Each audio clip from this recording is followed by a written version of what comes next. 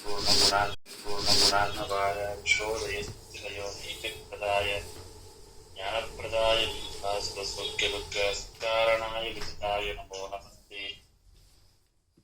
यस्याक्षराक्षमात्रेण ब्रह्मरुद्रेन्द्रपूर्वकाः सुराः स्वीयपदाज्ञाकुपोषा लक्ष्मीः सीदतु बुद्धिर्बलं यशोधीर्निर्भयत्तमरो गताजाडं पात्पुडत्वं च हनोमस्मरणात् भवेत्। प्रदेशगम्भीरैः वाक्येमानेरखण्डितैः गुरुभावं पिञ्जयन्ति भाति श्रीदेवीप्तवान् प्रणमत्कामधेनुं च गजत्सुरतरोपमं श्रीभावबोधपादचिन्ताम्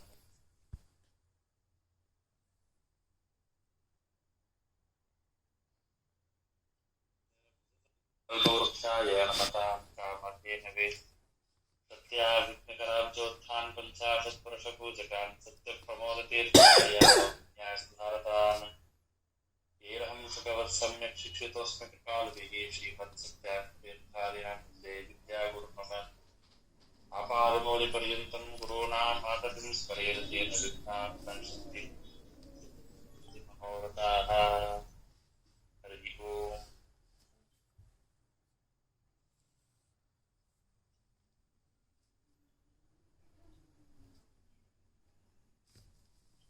श्लोक निर्दोषपूर्ण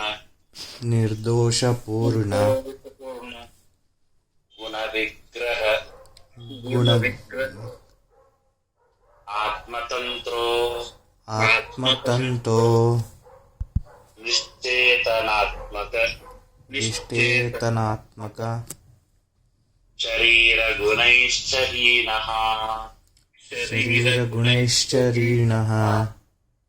आनन्दमात्रकरपाद मुखोदरादिः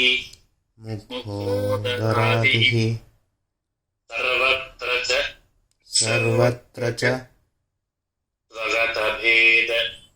स्वगतभेद ವಿವರ್ಜಿತಾತ್ಮ. ಇಂದಿನ ಶ್ಲೋಕದಲ್ಲಿ ಭಗವಂತನ ರೂಪಗಳನ್ನು ಹೇಳಿದರು.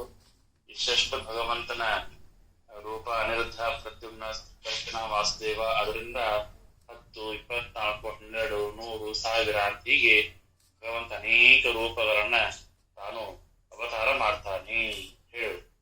ಅಲ್ಲಿ ಅಂತಹ ಎಲ್ಲ ರೂಪಗಳು ಅಂತಾದ್ರೆ ಇಲ್ಲಿ ಭಗವಂತನ ಅಷ್ಟೆಲ್ಲ ಅವತಾರಗಳಿದೆ. ಹಾಗಾದ್ರೆ ಯಾವುದಾದ್ರೂ ಒಂದು ಅವತಾರಗಳಲ್ಲಿ ಭಗವಂತನಲ್ಲಿ ದೋಷಗಳಿದೆಯಾ, ಅಥವಾ ಯಾವುದಾದ್ರೂ ಒಂದು ರೂಪದಲ್ಲಾದ್ರೂ ಭಗವಂತ ತಪ್ಪು ಮಾಡಿಲ್ವಾ, ಅಥವಾ ಅವನ ಗುಣಗಳಲ್ಲಿ ಅವನ ಕ್ರಿಯಾದಿಗಳಲ್ಲಿ ಯಾವುದರಲ್ಲಿ ವ್ಯತ್ಯಾಸ ಆಗಲಿಲ್ವಾ ಅನ್ನುವಂತಹ ಪ್ರಶ್ನೆ ಬಂತು ಅಂತಾದರೆ ಅದಕ್ಕೆ ಹೇಳ್ತಾರೆ ನಿರ್ದೋಷ ಪೂರ್ಣ ಗುಣ ವಿಗ್ರಹ. ಭಗವಂತ ನಿರ್ದುಷ್ಟನಾಗಿದ್ದಾನೆ. ನಿರ್ದೋಷ್ಟನಾದಂತಹ ಭಗವಂತ ಅವನು ಸಂಪೂರ್ಣ ನಿರ್ದೋಷ ಪೂರ್ಣ ಪರಿಪೂರ್ಣವಾದಂತಹ ಗುಣಗಳು ಅವನಲ್ಲಿ ಇವೆ. ನಿರ್ದೋಷ ಪೂರ್ಣ ಗುಣ ವಿಗ್ರಹ ಅಂತಂದ್ರೆ ಶರೀರ ಅಂತ ಅರ್ಥ. ಭಗವಂತನ ದೇಹ ಎಂಥದ್ದು, ಭಗವಂತನ ಶರೀರ ಎಂಥದ್ದು ಅಂತಂದ್ರೆ ಭಗವಂತ 1000 ಅವತಾರ ಇಲ್ಲ, 1,00,000 ಅವತಾರ ಭಗವಂತ ತಾಳಿದ್ರು ಕೂಡ ಯಾವ ರೂಪಗಳಲ್ಲಿ ಅವತಾರದಲ್ಲಿ ಕೂಡ ದೋಷ ಅಂತನೂ ಇರೋದಿಲ್ಲ. ಅವನ ದೇಹ ಎಂತಹ ದೇಹ ಅಂದ್ರೆ ನಿರ್ದೋಷ ಪೂರ್ಣ ಗುಣ ವಿಗ್ರಹ, ಯಾವ ದೋಷಗಳಿದೆ ಅಂತಕ್ಕಂತಹ ಪರಿಪೂರ್ಣವಾದಂತಹ ಗುಣವುಳ್ಳಂತಹ ವಿಗ್ರಹ ಅಂದ್ರೆ ಶರೀರ ದೇವರದು. ಆದ್ದರಿಂದಾಗಿ ಆತ್ಮತಂತ್ರ ನಿಶ್ಚೇತನಾತ್ಮಕ ಶರೀರ ಗುಣೈಶ್ಚ ಹೀನಃ. ಅವನು ನಿಶ್ಚೇತನಾತ್ಮಕ ಶರೀರ ಗುಣೈಶ್ಚ ಹೀನಃ. ನಿಶ್ಚೇತನ ಚೇತನವಲ್ಲದ ನಿಶ್ಚೇತನಾತ್ಮಕ ಶರೀರ ಗುಣೈಶ್ಚ ಹೀನಃ.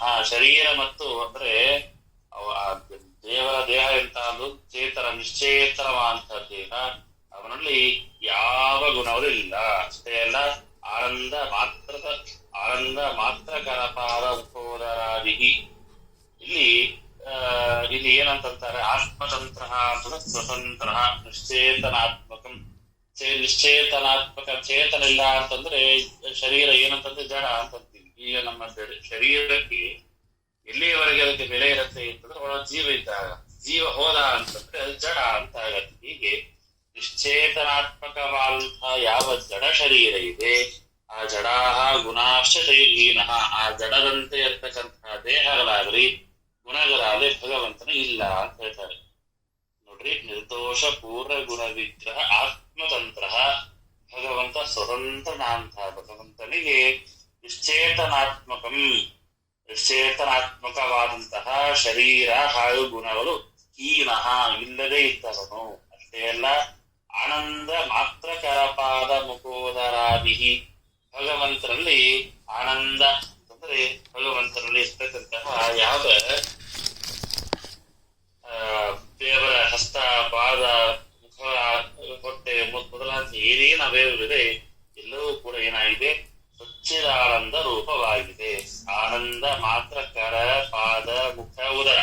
ಕರ ಅಂತಂದ್ರೆ ಕೈಗೆ, ಪಾದ ಅಂದ್ರೆ ಪಾದ, ಮುಖ ಅಂದ್ರೆ ಮುಖ, ಉದರ ಅಂದ್ರೆ ಹೊಟ್ಟೆ. ಇವೆಲ್ಲವೂ ಕೂಡ ಏನಾಗಿದೆ, ಆನಂದ ಮಾತ್ರ ಅಂದ್ರೆ ಸಚ್ಚಿದಾನಂದ ರೂಪವಾಗಿದೆ. ಸರ್ವತ್ರ ಸ್ವಗತ ಭೇದ ವಿವರ್ಜಿತಾತ್ಮ. ಅದೇ ರೀತಿಯಾಗಿ ಸ್ವಗತ ಭೇದ ವಿವರ್ಜಿತಾತ್ಮ ಅಂತಂದ್ರೆ ಸರ್ವತ್ರ ಅಂತಂದ್ರೆ ಸರ್ವಾವತಾರೇಷು ಸ್ವಗತ ಭೇದ ವಿವರ್ಜಿತ ಆತ್ಮ ದೇಹ ಎಷ್ಟಿತ. ಸ್ವಗತ ಭೇದ ಅಂತಂದ್ರೆ ಏನು ಅಂದ್ರೆ ನನ್ನ ಹೇಳಿದ್ನಲ್ಲ, ಅವನಿಗೆ ಎಷ್ಟೇ ಸರ್ವತ್ರ ಅಂತ ಸರ್ವಾವತಾರ, ಎಲ್ಲ ಅವತಾರಗಳಲ್ಲಿ ದೇವರು ಯಾವ ಅನಿರುದ್ಧ ಪ್ರದ್ಯುಮ್ನ ಸಂಕರ್ಷಣ ವಾಸುದೇವಾತ್ಮಕ ಮೊದಲಾದಂತಹ ರೂಪಗಳು, ಎಲ್ಲ ರೂಪಗಳು, ಈ ಒಂದೊಂದು ರೂಪದಲ್ಲಿಯೂ ಕೂಡ ಭಗವಂತ ಒಂದೊಂದು ಕರ್ಮಗಳನ್ನು ಮಾಡ್ತಾರೆ. ಮತ್ಸ್ಯಾವತಾರದಲ್ಲಿ ಮತ್ಸ್ಯಾವತಾರದಲ್ಲಿ ನಾವು ಕಥೆಯನ್ನು ಕೇಳ್ತೇವೆ. ಕೂರ್ಮಾವತಾರ, ವರಾಹಾವತಾರ, ನರಸಿಂಹಾವತಾರ, ಹೀಗೆ ಭಗವಂತನ ಒಂದೊಂದು ಅವತಾರದಲ್ಲಿ ಕೂಡ ಅವನ ಕ್ರಿಯಾದಿಗಳು, ಅವನ ಗುಣಗಳು, ಅನೇಕ ಗುಣಗಳಿದೆ. ಹಾಗಾಗಿ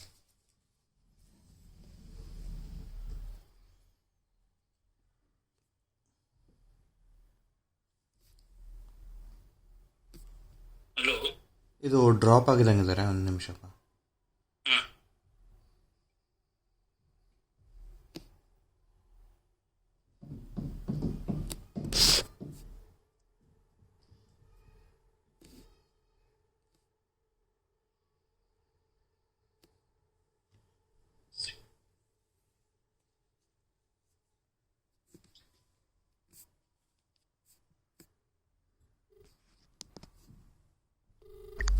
ಭಗವಂತನ ಎಲ್ಲ ದೇಹಗಳ ಈ ರೀತಿ ಅನೇಕ ದೇಹಗಳಿದ್ರು ಕೂಡ ಭಗವಂತನಿಗೆ ಜಡ ಶರೀರಗಳಿಲ್ಲ. ಅದೇ ರೀತಿಯ ಗುಣಕ್ರಿಯಾದಿಗಳು ಇಲ್ಲ ಅಂತಂದ್ರೆ ಜಡವಾದಂತಹ ಗುಣಾದಿಗಳಿಲ್ಲ ಅಂತ. ಏನು ಗುಣಾದಿಗಳಿಲ್ಲ ಅಂತ ನೋಡ್ರೆ ಏನಪ್ಪಾ, ದೇವರು ನಿರ್ಗುಣ ಅಂತ ಆಗುತ್ತೆ. ನಿರ್ಗುಣ ಅಲ್ಲ, ಗುಣ ನಮ್ಮಂತೆ ಜಡವಾದಂತಹ ಗುಣಕ್ರಿಯಾದಿಗಳು ಇಲ್ಲ ಕೂಡ. ಹೀಗಾಗಿ ಸ್ವಗತ ಭೇದ ಅಂತಂದ್ರೆ ನೋಡ್ರಿ, ಸ್ಪಷ್ಟವಾಗಿ ಹೇಳಬೇಕು ಅಂತಂದ್ರೆ ಜೀವರಿಗೆ ಜಡ ಶರೀರದಿಂದ ಆದಂತಹ ಗುಣಕ್ರಿಯಾದಿಗಳು.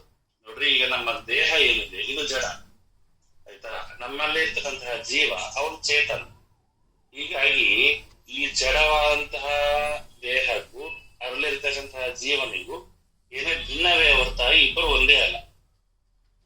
ಗುಣಕ್ರಿಯಾದಿಯಲ್ಲಿ ಅವ್ರ ಜೀವರಿಗಿಂತ ಭಿನ್ನವೇ ಆಗಿದ್ದಾರೆ ಅಂತ ಹೇಳ್ತಾ ಇದ್ದಾರೆ.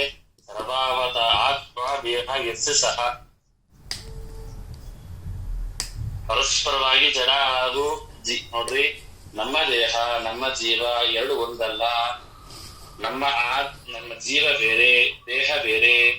ಹೇಗೋ ಅದೇ ರೀತಿಯಾಗಿ ಜೀವ ಜಡಕ್ಕೆ ಭೇದ, ಪಂಚಭೇದ ಬರ್ತದೆ. ಜೀವ ಜಡಕ್ಕೆ ಭೇದ ಅಂತ ಬರ್ತದೆ. ನಮ್ಮಲ್ಲಿರ್ತಕ್ಕಂತಹ ಜೀವಕ್ಕೂ ಹಾಗೂ ನಮ್ಮದೇ ಆದಂತಹ ಜಡವಾದಂತಹ ಶರೀರಕ್ಕೂ ಭೇದ ಇದೆ. ಮೊದಲಿಗೆ ಅಲ್ಲಿ ತಿಳ್ಕೋಬೇಕು, ನಮ್ಮಲ್ಲಿ ಇರ್ತಕ್ಕಂತಹ ಜೀವ ಹಾಗೂ ನಮ್ಮ ಜಡ ಎರಡು ಒಂದಲ್ಲ. ಯಾಕೆಂತಂದ್ರೆ ಜೀವ ನಿತ್ಯ, ಶರೀರ ದೇಹ ಅನಿತ್ಯ. ಹೀಗಾಗಿ ಭಗವಂತನಲ್ಲಿ ಸ್ವಗತ ಭೇದ ಅಂತ ಇಲ್ಲವೇ ಇಲ್ಲ. ನಮ್ಮಲ್ಲಿ ಹೀಗಿರುವಂತೆ ದೇವರಲ್ಲಿ ಆ ರೀತಿ ವ್ಯವಹಾರ ಮಾಡಿ ಬರೋದಿಲ್ಲ. ಭಗವಂತನ ಒಂದೊಂದು ಕೈಗೂ ದೇವರಿಗೂ ಭೇದ ಇಲ್ಲ. ಭಗವಂತನ ಕೈಯೂ ಕಾಲು ಒಂದೇ, ಅದೇ ರೀತಿಯಾಗಿ ಭಗವಂತನ ದೇಹವು ಒಂದೇ. ಭಗವಂತನ ಜೀವ ಅಂತಿಲ್ಲ, ಭಗವಂತನಿಗೆ ಜೀವ ಅಂತ ಏನು ಅನ್ಕೊಳ್ತೀವಿ ನಾವು, ಅದು ಒಂದೇ. ನಮ್ಮಲ್ಲಿರ್ತಕ್ಕಂತಹ ಜೀವ ನಮ್ಮ ಶರೀರಕ್ಕೆ ಭೇದ ಇದೆ. ದೇವರ ಜೀವನಿಗೂ ದೇವರ ಶರೀರಕ್ಕೂ ಭೇದ ಇಲ್ಲ. ದೇವರ ಯಾವುದೇ ತರಹದ ರೂಪದಲ್ಲಿ ಇರ್ತಕ್ಕಂತಹ ಶರೀರಕ್ಕೂ ಭೇದ ಇಲ್ಲ. ಭಗವಂತನ ಯಾವುದೇ ತರಹದ ಅವಯವಗಳಿಗೂ ಭೇದ ಇಲ್ಲ. ಈಗ ನನ್ನನ್ನ ಪ್ರಸನ್ನ ಅಂತ ಕರೀತಾರೆ ಅಂತಂದ್ರೆ, ಈಗ ನನಗೆ ಅಂತ ನನ್ನ ದೇಹದಲ್ಲಿರ್ತಕ್ಕಂತಹ ಜೀವನಿಗೆ ಇಟ್ಟಂತಹ ಹೆಸರು ಅಥವಾ ಈ ಶರೀರಕ್ಕೆ ಇಟ್ಟ ಹೆಸರು ಅನ್ನುವಂತಹ ಪ್ರಶ್ನೆ ಮೊದಲಿಗೆ ಬರುತ್ತೆ. ಇಲ್ಲ, ಶರೀರಕ್ಕೆ ಇಟ್ಟಿದ ಹೆಸರು ಅಂತಂದ್ರೆ, ನನ್ನ ಶರೀರಕ್ಕೇನೆ ಇಟ್ಟಿರ್ತಕ್ಕಂತಹ ಹೆಸರು ಅಂತಂದ್ರೆ ಹಾಗಾದ್ರೆ ಜೀವನಿಗಿಲ್ಲ ಅಂತ ಆಗುತ್ತೆ. ಹೀಗಾಗಿ ಈ ದೇಹಕ್ಕೆ ಒಂದು ಹೆಸರನ್ನಂತೆ ಕರಿತೀವಿ ಅಂತಾದ್ರೆ ಯಾರನ್ನು ಉದ್ದೇಶಿಸಿಕೊಂಡು ಆ ವ್ಯಕ್ತಿಯಲ್ಲಿ ಇರ್ತಕ್ಕಂಥ ಪ್ರಾಣ ಜೀವ ಇದೆ, ಆ ಜೀವನ ನಾವು ವ್ಯವಹಾರವನ್ನು ಮಾಡ್ತೇವೆ. ಹಾಗೆ ಪ್ರಕೃತದಲ್ಲಿ ಭಗವಂತನಿಗೆ ರಾಮ, ಕೃಷ್ಣ, ವೇದವ್ಯಾಸ ವ್ಯವಹಾರ ಮಾಡ್ತೀವಿ ಅನ್ಕೊಡಿ.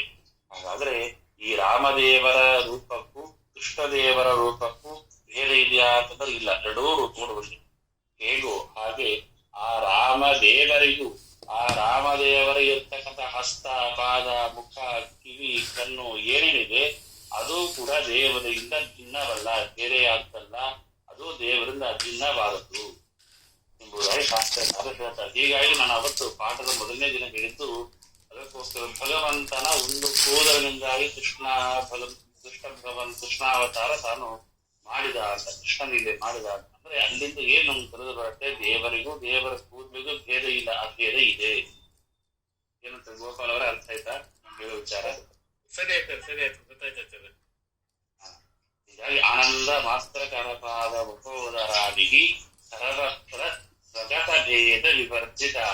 ಸ್ವಗತ ಭೇದ ಅಂತಂದ್ರೆ ಶಬ್ದ ಅರ್ಥ ಮಾಡ್ಕೊಡ್ರಿ. ಸ್ವಗತ ಭೇದ, ಸ್ವ ಅಂತಂದ್ರೆ ಈ ಶರೀರ, ಈ ಗತ ಅಂತಂದ್ರೆ ಅದರೊಳಗಿರತಕ್ಕಂತಹ ಜೀವ, ಈ ಶರೀರಕ್ಕೂ ಅದರೊಳಗಿರ್ತಕ್ಕಂತಹ ಜೀವನಿಗೂ ಭೇದ ಇದೆ. ಯಾರಿಗೆ? ಮಾನವರಿಗೆ, ಬ್ರಹ್ಮ ದೇವತೆಗಳವರೆಗೂ ಸ್ವಗತ ಭೇದ ಇದೆ. ಈ ಸ್ವಗತ ಭೇದ ಯಾರಿಗೆ ಇಲ್ಲ ಅಂದ್ರೆ ದೇವರಿಗಿಲ್ಲ. ಹೇಳಿ ಗೋಪಾಲ್ ಅವರು, ಸ್ವಗತ ಭೇದ ಅಂದ್ರೆ ಏನ್ ಹೇಳಿ? ಸ್ವಗತ ಭೇದ ಅಂತ ಹೇಳ್ತಾರೆ, ನಮ್ಮಲ್ಲಿರುವಂತ ದೇಹದಲ್ಲಿ ಶರೀರ ಬೇರೆ ಮತ್ತು ಅದರಲ್ಲಿರುವಂತಹ ಆತ್ಮನೇ ಬೇರೆ. ಅಂದ್ರೆ ಭೇದ ಚಿಂತನೆ ನಾವು ನಮ್ಮಲ್ಲಿ ಮಾತ್ರ ಮಾಡ್ಕೊಳ್ತೇವೆ. ದೇವರಲ್ಲಿ ಸ್ವಗತ ಭೇದ ಇರುವಂತಹ ಹೇಳಿ. ಇದು ನಮ್ಮಲ್ಲಿ ಮಾತ್ರ ಈ ರೀತಿ ದೇಹ ಮತ್ತು ಜೀವ ಬೇರೆ ಬೇರೆ ಹೇಗೆ ಇರುತ್ತೋ ಅದು ನಮ್ಮಗಳಿಗೆ ಮಾತ್ರ. ಆದ್ರೆ ಪರಮಾತ್ಮನಿಗೆ ಮಾತ್ರ ಈ ರೀತಿ ದೇಹ ಮತ್ತೆ ಬೇರೆ, ಜೀವ ಮತ್ತೆ ಬೇರೆ ಇರೋದಿಲ್ಲ. ಅದು ಎಲ್ಲಾ ರೀತಿ ಜೀವನ ಪರಮಾತ್ಮನ ಆಗಿರೋದ್ರಿಂದ ಅವರಿಗೆ ಭೇದ ಇಲ್ಲ ಅಂತ ನಾವು ತಿಳ್ಕೊಳ್ತೀವಿ. ಸಂಪೂರ್ಣವಾದಂತಹ ದೇವರ ಯಾವ ಅವಯವಗಳಿದೆ, ಸಚ್ಚಿದಾನಂದವಾದಂತಹ ಅವಯವಗಳು, ಆ ಅವಯವ ನಮ್ಮಂತೆ ಜಡವಾದಂತಹ ದೇಹ ದೇವರಿಗಿಲ್ಲ. ಹೀಗಾಗಿ ದೇವರ ಹಸ್ತಪಾದಾದಿಗಳಿಗೂ ದೇವರಿಗೂ ಭೇದ ಇಲ್ಲ ಎಂಬುದಾಗಿ 11ನೇ ಶ್ಲೋಕದಲ್ಲಿ ಹೇಳ್ತಾ ಇದ್ದಾರೆ. ನಿರ್ದೋಷ, ಒಳ್ಳೆ ಚಿಂತನೆ. ನಾನು ಯಾಕೆ ಇಷ್ಟು ಸಾವಕಾಶ ಹೇಳ್ತಾ ಇದ್ದೀನಿ ಅಂತಂದ್ರೆ, ಒಳ್ಳೆ ಚಿಂತನೆ ನಾವು ಪ್ರಾರಂಭದಲ್ಲಿರುವವರಿಗೆ ಎಲ್ಲವೂ ಕೂಡ ಅನುಸಂಧಾನ ಮಾಡಿಕೊಳ್ಳಿಕ್ಕೆ ಉತ್ತಮವಾದಂತಹ ಚಿಂತನೆ. ಮಹಾಭಾರತ ಅಲ್ಪಂದನೆಯ ಒಂದೊಂದು ಶ್ಲೋಕಗಳನ್ನ ನಾವು ಉಚ್ಚಾರ ಮಾಡ್ತೀವಿ ಅಂತಂದ್ರೆ ನೋಡಿ, ಶ್ರೀಮದಾಚಾರ್ಯರು ಬರೆದಿರ್ತಕ್ಕಂಥ ಒಂದೊಂದು ಅಕ್ಷರವನ್ನ ಪ್ರತಿನಿತ್ಯದಲ್ಲಿ ಗ್ರಂಥವನ್ನು ಓದುವಾಗ ಇರ್ತಕ್ಕಂಥ ಅನುಸಂಧಾನ ಹೀಗಿರಬೇಕು. ಶ್ರೀಮದಾಚಾರ್ಯರು ಬರೆದಿರ್ತಕ್ಕಂಥ ಈ ಯಾವ ಅಕ್ಷರ ಇದೆ, ಯಾವ ಒಂದೊಂದು ಅಕ್ಷರಗಳನ್ನ ನಾವು ಪ್ರತಿನಿತ್ಯದಲ್ಲಿ ಓದ್ತಾ ಇದ್ದೀವಿ ಅಂತಂದ್ರೆ ಭಾರೀ ದೊಡ್ಡ ಅನುಗ್ರಹ, ಪುಣ್ಯ ಇದ್ರೆ ಮಾತ್ರ ಸಾಧ್ಯ. ಯಾರೋ ಒಂದು 100 ವರ್ಷ 150 ವರ್ಷದ ಕೆಳಗಡೆ ಯಾರೋ ಒಬ್ಬ ಲೌಕಿಕ ಬರೆದಿದ್ದಲ್ಲ, ಸಾಕ್ಷಾತ್ ವಾಯುದೇವರು ಕುಳಿತು ನಮ್ಮನ್ನು ಅನುಗ್ರಹ ಮಾಡೋದಕ್ಕೋಸ್ಕರವಾಗಿ ಉತ್ತಮವಾದ ಅನೇಕ ಗ್ರಂಥಗಳನ್ನು ಬರೆದಿದ್ದಾರೆ. ಆ ಒಂದೊಂದು ಗ್ರಂಥಗಳಲ್ಲಿಯೂ ಕೂಡ ನಾವು ಯಾವ ಶ್ರೀಮದಾಚಾರ್ಯರ ವಾಕ್ಯವನ್ನ ಓದ್ತಾ ಇದೀವಿ, ಬಹಳ ಪುಣ್ಯ ಬೇಕು. ಅದಕ್ಕೋಸ್ಕರ ನಿಮ್ಮ ಕಡೆ ಶ್ಲೋಕವನ್ನು ನಾನು ಪಾರಾಯಣ ಕೇಳಿಸೋದು ಅದಕ್ಕೇನೆ. ಈ ಒಂದು ನೆಪದಲ್ಲಿ ಸಂಪೂರ್ಣವಾದಂತಹ ತಾತ್ಪರ್ಯದ ಶ್ಲೋಕ ನಿಮ್ಮ ಮೂಲಕ ಒಂದು ಸಲ ಹೇಳಲಿಕ್ಕೆ ಆಗುತ್ತೆ. ಹೀಗಾಗಿ ಅದಷ್ಟು ಶ್ರದ್ಧೆಯಿಂದ ಅನುಸಂಧಾನದಿಂದಾಗಿ ಒಂದೊಂದು ವಿಚಾರಗಳು ನಾವು ಪ್ರಕಾಶ ತಿಳ್ಕೊಂಡು ಹೋಗೋಣ. ಮುಂದೆ 12ನೇ ಶ್ಲೋಕ. ಕಾಲಾಚ ದೇಶ ಗುಣತಃ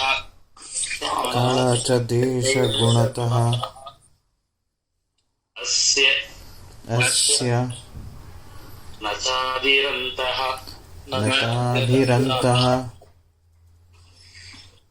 ವೃದ್ಧಿಕ್ಷಯೋ ನತು ಪರಸ್ಯ ಸದಾತನ ಅಸ್ಯ ನೈತಾದೃಶಃ ನೈತಾದೃಶಃ ವಚ ಬಭೂವ ವಚ ಬಭೂವ ನ ಚೈವ ಭಾವ್ಯಃ ನ ಚೈವ ಭಾವ್ಯಃ ನಾಸ್ತ್ಯುತ್ತರಃ ನಾಶ್ಚುತ್ತರಃ ಕಿಮು ಪರಾತ್ ಕಿಮು ಪರಾತ್ ಪರಮಸ್ಯ ವಿಷ್ಣೋಃ ಪರಮಸ್ಯ ವಿಷ್ಣೋಃ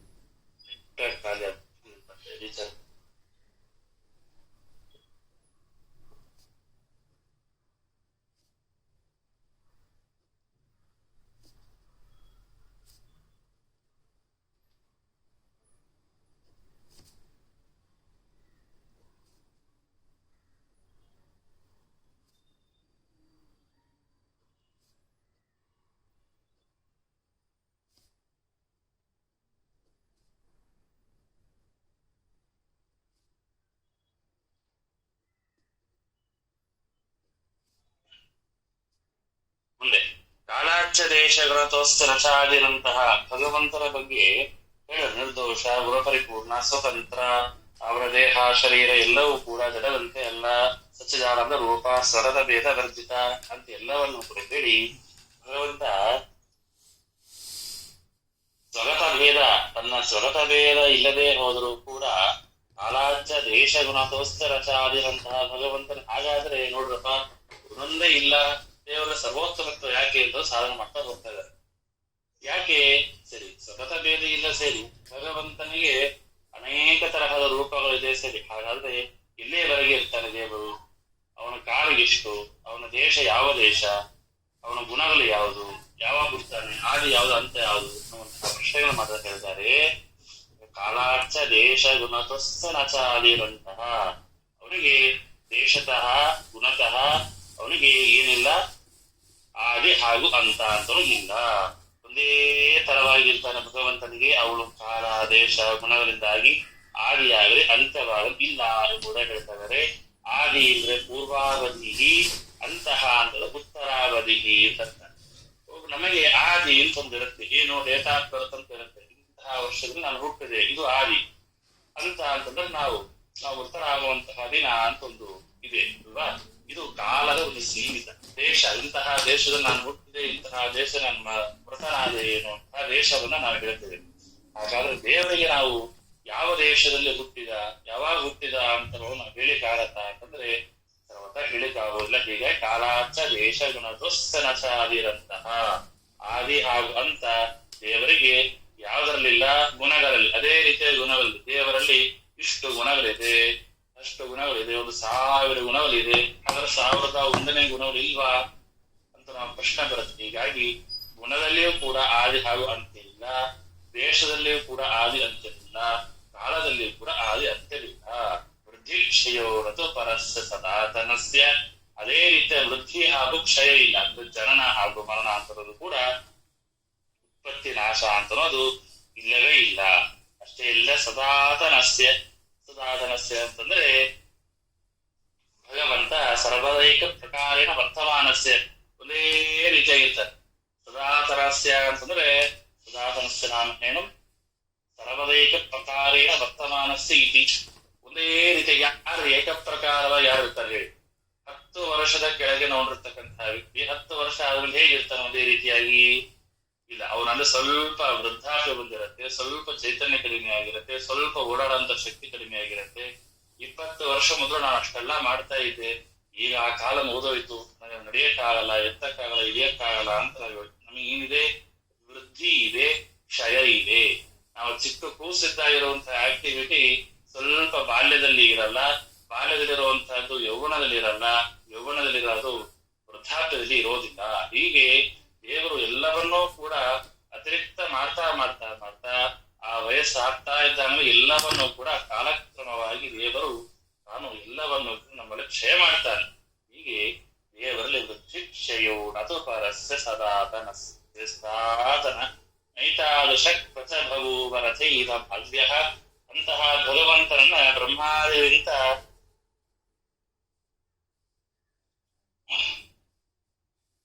ಬ್ರಹ್ಮದೇವರಿಗಿಂತ ಉತ್ತಮರಾದವರು ಲಕ್ಷ್ಮೀದೇವಿ. ಆ ಲಕ್ಷ್ಮೀದೇವಿಗಿಂತ ಉತ್ತಮ ಯಾರು? ಭಗವಂತ ಅಂತ ಹೇಳ್ತಾರೆ. ನೈತಾದೃಶಃ ಪರಸ್ಯ ಏತಾದೃಶಃ ಯತ್ ಸಮಾನಃ ಕ್ವಚ ಕಸ್ಮಿನ್ ಸ ಅಧೀತೆ ಕಾಲೇಶ ನ ಬಭೂವ. ಭಗವಂತನಿಗೆ ಸಮಾನವಾದವನು ಈಗಿಲ್ಲ ಅಂತ ಹೇಳಿದ್ರು. ಈಗಿಲ್ಲ ಅಂತ ಹಾಗಾದ್ರೆ ಹಿಂದೆ ಇದ್ದನ ಅಂತಂದ್ರೆ ಇಲ್ಲ. ಯಾವ ದೇಶ ಯಾವ ಕಾಲದಲ್ಲಿ ಕೂಡ ದೇವರಿಗೆ ಸಮಾನಾದವನು ಕಸ್ಮಿಶ್ಚ ಅಧೀತೆ ಕಾಲೇ ನ ಬಭೂವ ಭಾವ್ಯ ಉತ್ಪತ್ಸಮಾನಃ ನ ಚೈವ. ಇಂದೂ ಇರಲಿಲ್ಲ, ಮುಂದೂ ಹುಟ್ಟೋದಿಲ್ಲ, ಈಗೂ ಇಲ್ಲ. ಅದರಿಂದಾಗಿ ಯದಾ ಸಮಹಾನಾಚಿದೋತ್ತಮೋನಾತಿ ವಕ್ತವ್ಯಂ. ಭಗವಂತನ ಸಮಾನರಾದವರು ಯಾರೂ ಇಲ್ಲ, ಉತ್ತಮರಾದವರು ಯಾರೂ ಇಲ್ಲ. ಅದರಿಂದಾಗಿ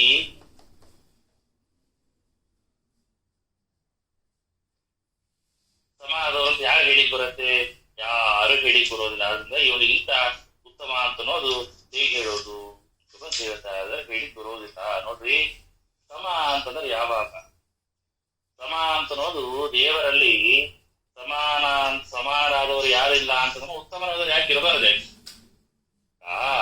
ಏನ್ ಪ್ರಶ್ನೆ ಬಂತು ಅಂದ್ರೆ ನೈತಾದೃಶಃ ಕ್ವಚ ಬಭೂವ ನಸೀವ ಭಾವ್ಯ ನ ಏತಾದೃಶ. ಭಗವಂತನಿಗೆ ಸಮಾನರಾದವರು ಯಾರು ಇಲ್ಲ. ಭಗವಂತನಿಗೆ ಸಮಾನರಾದವರು ಯಾರಿಲ್ಲ ಅಂದ್ರೆ ಬೇಡ, ಉತ್ತಮರಾದವರು ಇರಲಿ, ಯಾಕೆ ಇರಬಾರ್ದು? ಯಾಕೆ? ದೃಷ್ಟಾಂತ, ಲಕ್ಷ್ಮೀದೇವಿ ಭಗವಂತ ಲಕ್ಷ್ಮೀದೇವಿ ಇದ್ದಾಗ ಲಕ್ಷ್ಮೀದೇವಿ ಸಮ ಅಂತಂದ್ರೂ ಕೂಡ ಲಕ್ಷ್ಮೀದೇವಿ ಉತ್ತಮನ ಭಗವಂತ ಇದಾನಲ್ಲ. ಲಕ್ಷ್ಮೀದೇವಿ ಕೂಡ ಭಗವಂತನ ಸಮ ಅಂತಂದ್ರೆ ಹೇಗೆ ಸಮ ಅಂತ? ದೇವರ ಅನುಗ್ರಹದಿಂದಾಗಿ ಲಕ್ಷ್ಮೀದೇವಿ ಕೂಡ ಭಗವಂತ ಸಮಾನರಾಗಿದ್ದಾರೆ. ಹೇಗೆ ಅಂದ್ರೆ ಪ್ರಳಯ ಕಾಲದ ಎಲ್ಲ ಜೀವರಾಶಿಗಳು ದೇವರ ಉದರದಲ್ಲಿದ್ದಾಗ ಒಬ್ಬಳೇ ಇರ್ತಾರೆ ಭಗವಂತನ ಜೊತೆ ಲಕ್ಷ್ಮೀದೇವಿ. ಹೀಗಾಗಿ ಲಕ್ಷ್ಮೀದೇವಿ ಸಮಾನ ಅಂತಾದರೂ ಕೂಡ ಲಕ್ಷ್ಮೀದೇವಿಗೆ ಉತ್ತಮರಾದವರು ಯಾರಿದ್ದಾರೆ? ಭಗವಂತ ಇದ್ದಾನೆ. ಹಾಗೆ ದೇವರಿಗೆ ಯಾರಾದಿದ್ದಾರ? ಅದಕ್ಕೆ ಶ್ರೀಮದಾಚಾರ್ಯರು ಟಿಪ್ಪಣಿಕಾರ ಹೇಳ್ತಾರೆ, ತಾತಿ ಸತಿ ಯಹ ಏವ ಯದಿಕಃ ಸಹ ಸವೇ ತತ್ಸಮಃ. ಅಂದ್ರೆ ಅಧಿಕ ಗುಣ ಲಕ್ಷ್ಮೀದೇವಿ ಸಮಾನ ಅಂತಾದರೂ ಕೂಡ ಅಲ್ಲೇ ಲಕ್ಷ್ಮೀದೇವಿಗಿಂತ ದೇವ ಉತ್ತಮನಾದ ಒಬ್ಬ ವ್ಯಕ್ತಿ ಇದ್ದಾನೆ. ಹಾಗೆ ಇಲ್ಲಿ ಸಮಾಂತರ ಶಬ್ದದಿಂದ ಏನರ್ಥ ಅಂದ್ರೆ ಈಕ್ವಲ್ ಆಗಿದ್ದು ಆ ವ್ಯಕ್ತಿಗಿಂತ ಉತ್ತಮರಾಗಿರ್ಬೇಕು, ಅದಕ್ಕೆ ಸಮಾಂತರ ಶಬ್ದಕ್ಕೆ ಅರ್ಥ. ಹಾಗೆ ದೇವರಿಗೆ ಈಕ್ವಲ್ ಆಗಿದ್ದು ದೇವರಿಗಿಂತ ಉತ್ತಮರಾದ ಯಾರಿದ್ದಾರೆ? ಯಾರು ಇಲ್ಲ. ಹಾಗಾಗಿ ಇಲ್ಲಿ ತಥಾಸ್ತಿ ಯಹ ಏವ ಯದಿಕಃ ಸಹ ಸವೇ ತತ್ಸಮಃ ಅಂತ ಹೇಳ್ತಾರೆ. ಯಾರಿಗಿಂತ ಉತ್ತಮರೋ ಅವರು ಸವೇ ತತ್ಸಮಃ, ಅವರಿಗೆ ಅವ್ರು ಸಮಾನ ಅಂತ ಹೇಳಿರ್ತದೆ. ಸೂಚಿತ ಫಲೇನ ವಿದ್ಯೆಯಾವಾಪಿ ನ ಸಮಸ್ತಪ್ರತಿಬಿಂಬಿನ ಅಂತ ಭಾರತ ತಾತ್ಪರ್ಯದಲ್ಲಿ ಬರುತ್ತೆ. ಹೀಗಾಗಿ ಇಲ್ಲಿ ಏನಂತಾಯ್ತು? ಸಮಾಂತರ ಶಬ್ದಕ್ಕೆ ಏನರ್ಥ? ಸಮಾನರಾದವರು ಅಂತಂದ್ರೆ ಈಕ್ವಲ್ ಅಂತ ಅಷ್ಟೇ ಅರ್ಥ ಅಲ್ಲ, ಒಂದೇ ಈಕ್ವಲ್ ಆಗಿದ್ದು ಆ ನಮ್ಮ ಜೊತೆ ಕಾಂಪಿಟೇಷನ್ ಆಗಿರುವಂತಹ ವ್ಯಕ್ತಿಗಿಂತ ಸ್ವಲ್ಪ ನಾವು ತೂಕ ಜಾಸ್ತಿ ಇರಬೇಕು ಅಂತ ಅರ್ಥ. ಹೀಗಾಗಿ ಆ ವಿಚಾರ ಮಾಡಿದಾಗ ಭಗವಂತನಿಗಿಂತ ಸಮಾನರಾದವರು ಯಾರೂ ಇಲ್ಲ, ಭಗವಂತನಿಗಿಂತ ಉತ್ತಮರಾದವರು ಕೂಡ ಯಾರೂ ಇಲ್ಲ. ಅದರಿಂದಾಗಿ ನೈತಾದೃಶಃ ಅಂತ ಹೇಳ್ತಾ ಇದ್ದಾರೆ. ಅರ್ಥವಾಯ್ತಾ? ಅರ್ಥ ಆಯ್ತಾ ಸರ್?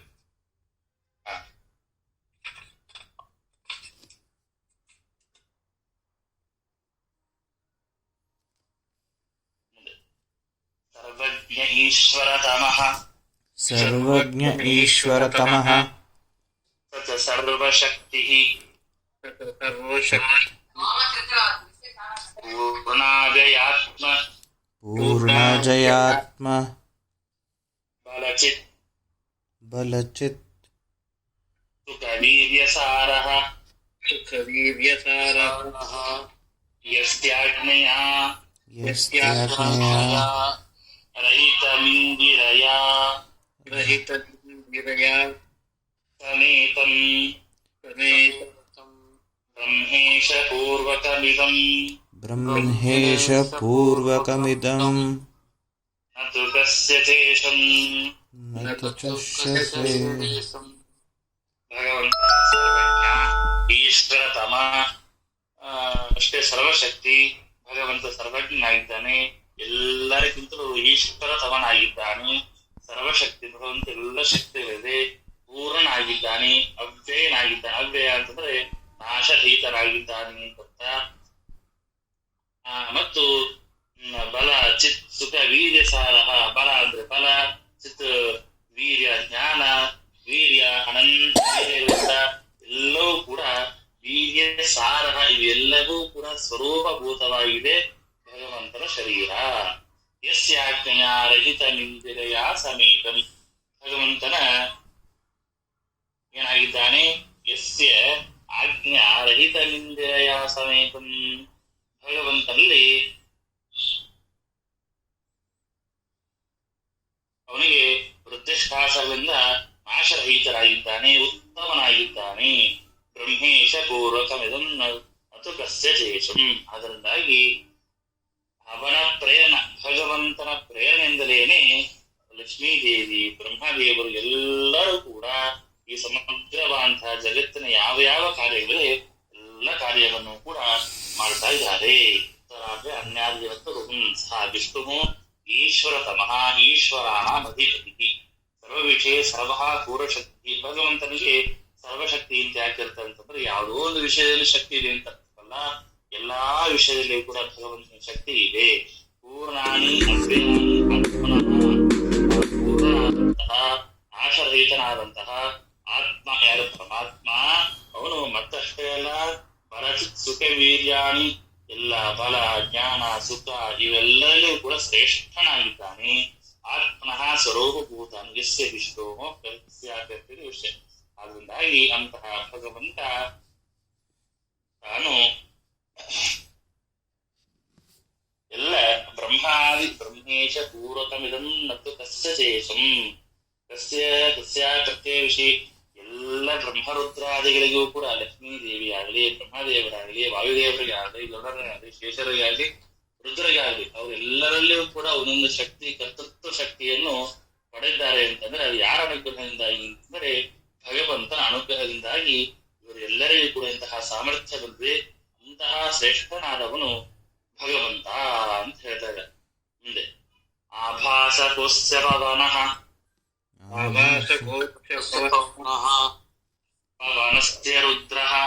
ಪವನಶ್ಚ ರುದ್ರಃ ಶೇಷಾತ್ಮಕೋ ಗರುಡ ಏವ ಸಶಕ್ರಕಾಮೋ ವೀಂದ್ರೇಶಯೋಃ ಸರಪರೆ ಪ್ರಣಯೋಶ್ಚ ತೇಷಾಂ ವೃಷ್ಟ್ಯಾದಯಃ ಕ್ರಮಶ ಊನಗುಣಾಶತಾಂಶಾತ್. ಇಲ್ಲಿ ಶ್ಲೋಕದಿಂದ ಬಿಂಬ ಪ್ರತಿಬಿಂಬ ಅಂತ ಹೇಳ್ತಾರೆ. ಬಿಂಬ ಯಾರು, ಪ್ರತಿಬಿಂಬ ಯಾರು ಸಂಸಾರವನ್ನು ಹೇಳ್ತಾರೆ.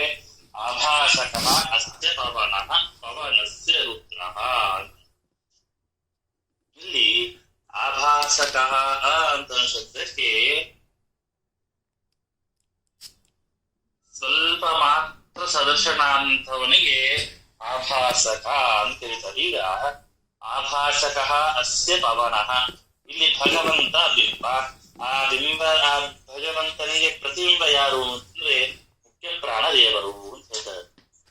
ಭಗವಂತ ಒರಿಜಿನಲ್ ಬಿಂಬ, ಭಗವಂತನ ಪ್ರತಿಬಿಂಬ ಯಾರು?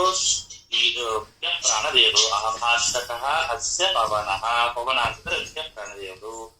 ಮತ್ತೆ ಆ ಪವನಸ್ಯ ರುದ್ರಃ, ಆ ಪವನ ವಾಯುದೇವರಿಗೆ ಪ್ರತಿಬಿಂಬ ಯಾರು ಅಂತಂದ್ರೆ ರುದ್ರದೇವರು ಅಂತ ಹೇಳ್ತಾರೆ. ವಾಯುದೇವರ ಮುಖ್ಯ ಮುಂದೆ ಶೇಷ ಪದವಿಗೆ ಬರುವಂತಹ ರುದ್ರದೇವರು ಪ್ರತಿಬಿಂಬ ಅಂತ ಹೇಳ್ತಾರೆ. ನೋಡ್ರಿ, ಶೇಷಾತ್ಮಕಃ ರುದ್ರಃ ಪವನಸ್ಯ ಬಿಂಬ. ಮುಂದೆ ಶೇಷ ಪದವಿಗೆ ಬರುವಂತಹ ರುದ್ರದೇವರು ವಾಯುದೇವರಿಗೆ ಪ್ರತಿಬಿಂಬರು. ಶೇಷ ಹಾಗೂ ಗರುಡ ಪದವಿಗೆ ಬರುವಂತಹ ವ್ಯಕ್ತಿಗಳು ವಾಯುದೇವರಿಗೆ ಪ್ರತಿಬಿಂಬರು ಅಂತ ಹೇಳ್ತಾರೆ. ಆಭಾಸ ಕೋಸ್ಯ ಪವನಃ ಪವನಸ್ಯ ರುದ್ರಃ ಶೇಷಾತ್ಮಕೋ ಗರುಡ ಏವ. ಶೇಷಾತ್ಮಕಃ ಗರುಡ, ಶೇಷ ಪದವಿಗೆ ಬರುವವರು ಹಾಗೂ ಗರುಡ ಅವರಿಗೆ ಯಾರಿಗೆ ಪ್ರತಿಬಿಂಬರು? ವಾಯುದೇವರಿಗೆ ಪ್ರತಿಬಿಂಬರು. ಗರುಡ ಹಾಗೂ ರುದ್ರರಿಗೆ ಯಾರು ಪ್ರತಿಬಿಂಬರು ಅಂತಂದ್ರೆ ಇಂದ್ರ ಹಾಗೂ ಕಾಮ. ಚಕ್ರ ಕಾಮ ಅಂತಂದ್ರೆ ಇಂದ್ರ ಹಾಗೂ ಕಾಮ, ಇಂದ್ರ ದೇವರು ಮತ್ತು ಕಾಮ ಅವರು ಯಾರಿಗೆ ಪ್ರತಿಬಿಂಬರು ಅಂತಂದ್ರೆ ಶೇಷ ಗರುಡರಿಗೆ ಪ್ರತಿಬಿಂಬರು ಅಂತ ಅರ್ಥ. ಗರುಡ ರುದ್ರದಿದೆ. ಗರುಡ ರುದ್ರ ಅಂತಂದ್ರೆ ಶೇಷ ಪದವಿಗೆ ಬರುವಂತಹ ರುದ್ರದೇವರು ಅಂತ. ಗರುಡ ರುದ್ರರಿಗೆ ಯಾರ ಪ್ರತಿಬಿಂಬರು ಅಂದ್ರೆ ಇಂದ್ರ ಹಾಗೂ ಕಾಮ. ಆ ಇಂದ್ರ ಹಾಗೂ ಕಾಮರಿಗೆ ಯಾರು ಪ್ರತಿಬಿಂಬರು ಅಂತಂದ್ರೆ ಇಂದು ಬರುವಂತಹ ಇಂದ್ರೇಶ ಯೋ ತದಪರೆಯ ಇಂದ್ರ ಹಾಗೂ ಇವ್ರದು ಈಶ ಇವ್ರದಾದ ತದಪರೆ ಅಹಂಕಾರಿಕ ಪ್ರಾಣನಾದಂತಹ ಅನಿರುದ್ಧಂತಹ ದೇವತೆಗಳು ರಯೋಶ್ಚ ದೇಶ ಅವರೆಲ್ಲರೂ ಕೂಡ ಇಂತಹ ದೇವತೆಗಳ ಪ್ರತಿಬಿಂಬರು. ದೇವತೆಗಳಿಗೆ ಯಾರು ಅಂತಂದ್ರೆ ತೇಷಾಂ ಋಷ್ಯಾದಯ ದೇವತೆಗಳಿಗೆ ಋಷಿಗಳು ಪ್ರತಿಬಿಂಬರು. ಹೀಗೆ ಋಷಿಗಳಿಂದ ಮುಂದೆ ಕ್ರಮಶಃ ಊನಗುಣಾಹ ಶತಾಂಶಾತ್. ಮುಂದೆ ಹೇಗೆ ನಾವು ಲೆಕ್ಕ ತಗೋಬೇಕು ಅಂದ್ರೆ ಋಷಿಗಳಿಂದ ಮುಂದೆ ಮುಂದೆ ಬರ್ತಕ್ಕಂಥ ಋಷಿಗಳಿಂದ ಮುಂದಿನ ಚಿಕ್ಕವರು ಯಾರು ಅವರು ಋಷಿಗಳೇ ಪ್ರತಿಬಿಂಬರು. ಹೀಗೆ ಪ್ರತಿಬಿಂಬರಾದವರು ಎಲ್ಲರೂ ಕೂಡ ಕ್ರಮವಾಗಿ 3 ಅಂಶ ಗುಣಗಳಿಂದ ಕಡಿಮೆ ಆಗಿರುತ್ತಾರೆ ಅಂತ ಹೇಳ್ತಾರೆ. ದೇವರಿಗೆ ಮುಖ್ಯ ಪ್ರಾಣ ದೇವರು ಪ್ರತಿಬಿಂಬರು. ಮುಖ್ಯ ಪ್ರಾಣ ದೇವರಿಗೆ ಶೇಷ ಪದವಿಗೆ ಬರುವಂತಹ ರುದ್ರ ಹಾಗೂ ದೊಡ್ಡ ಪ್ರತಿಬಿಂಬ. ಶೇಷ ಪದವಿಗೆ ಬರುವಂತಹ ರುದ್ರ ಹಾಗೂ ದೊಡ್ಡರಿಗೆ ಇಂದ್ರ ಹಾಗೂ ಕಾಮ ಪ್ರತಿಬಿಂಬರು.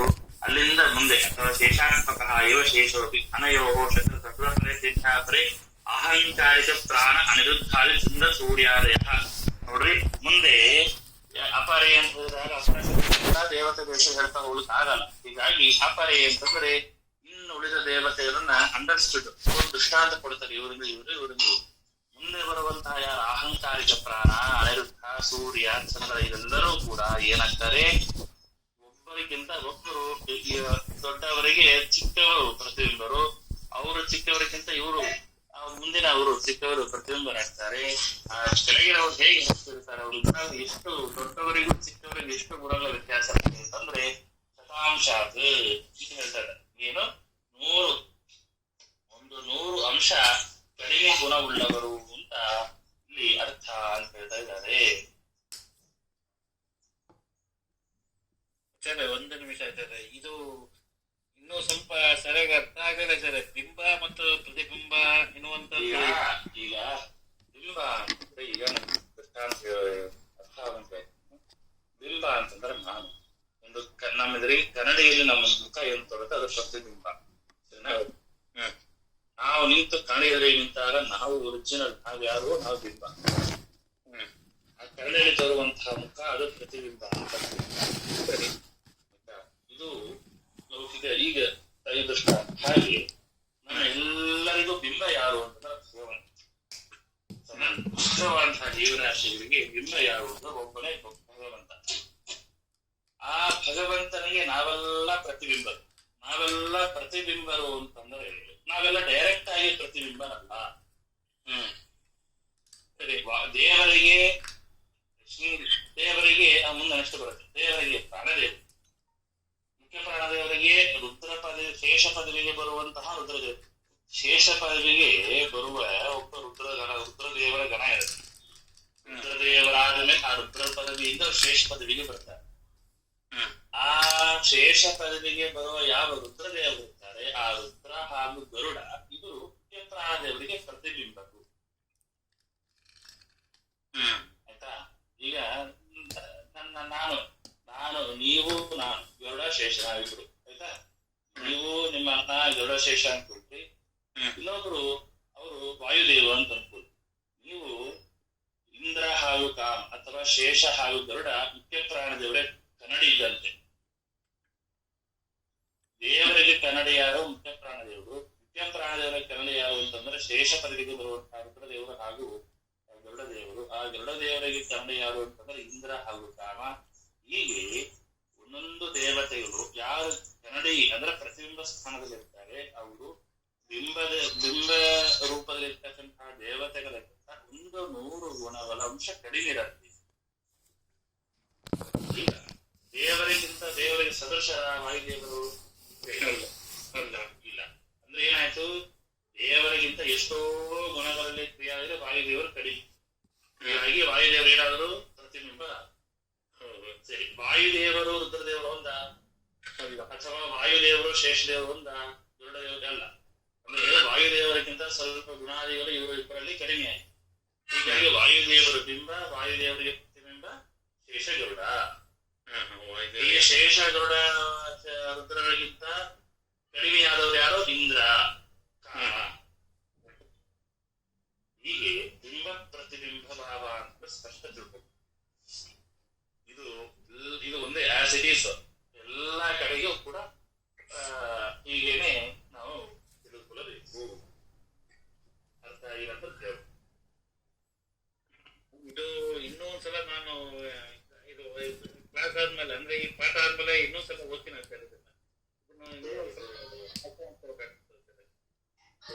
ಆಚಾರ್ಯ, ಇನ್ನೊಂದು ಸಂದೇಹ.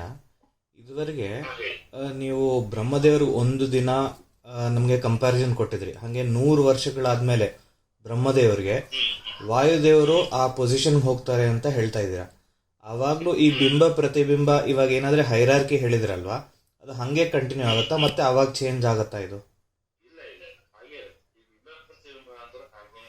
ಹಾಗೇನೆ ಇರುತ್ತೆ. ಓಕೆ. ನೋಡ್ರಿ, ಅದು ಪದವಿ.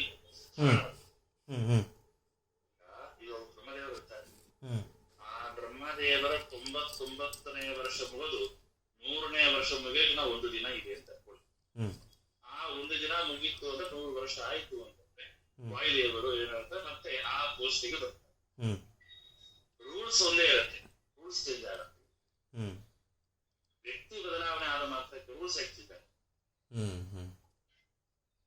ಶೇಷದೇವರ ಪದವಿಗೆ ರುದ್ರದೇವರು ಬರ್ತಾರೆ. ಆ ರುದ್ರಗಣ, ರುದ್ರ ಪದವಿಗೆ ಬರುವ ವ್ಯಕ್ತಿ ಆ ಪದವಿಗೆ ಬರಬೇಕು ಅಂತಾರೆ. ಅಷ್ಟು ತಪಸ್ಸು, ಅಷ್ಟು ಶಕ್ತಿ, ಅಷ್ಟು ಸ್ಥಿತಿ ಮಾಡ್ಕೊಂಡು ಬರಬೇಕು. ಇದು ಶಾಸ್ತ್ರ ಹೇಳೋದು. ಹೀಗಾಗಿ ಆ ಸೀಟ್ ಸೀಟ್ ಯಾರೇ ಬಂದ್ರೆ ಆ ಸೀಟ್ ಒಂದೇನೆ, ಸೇರ್ ಒಂದೇನೆ, ಬಿಲ್ಡಿಂಗ್ ಒಂದೇನೆ, ರೂಲ್ಸ್ ಎಲ್ಲ ಒಂದೇ. ಬಟ್ ಆದ್ರೆ ಬರೋ ವ್ಯಕ್ತಿಗಳು ಮಾತ್ರ ವ್ಯತ್ಯಾಸ ಆಗುತ್ತೆ. ಈಗ ರುದ್ರ ಪದವಿಗೆ ಬರಬೇಕು ಅಂತಂದ್ರೆ ಇಂದ್ರ ದೇವರು, ಆ ರುದ್ರ ಪದವಿಗೆ ಬರುವಂತ ಇಂದ್ರ ದೇವರು ಮತ್ತೆ ಅಷ್ಟು ಎಫರ್ಟ್ ಹಾಕ್ಬೇಕು.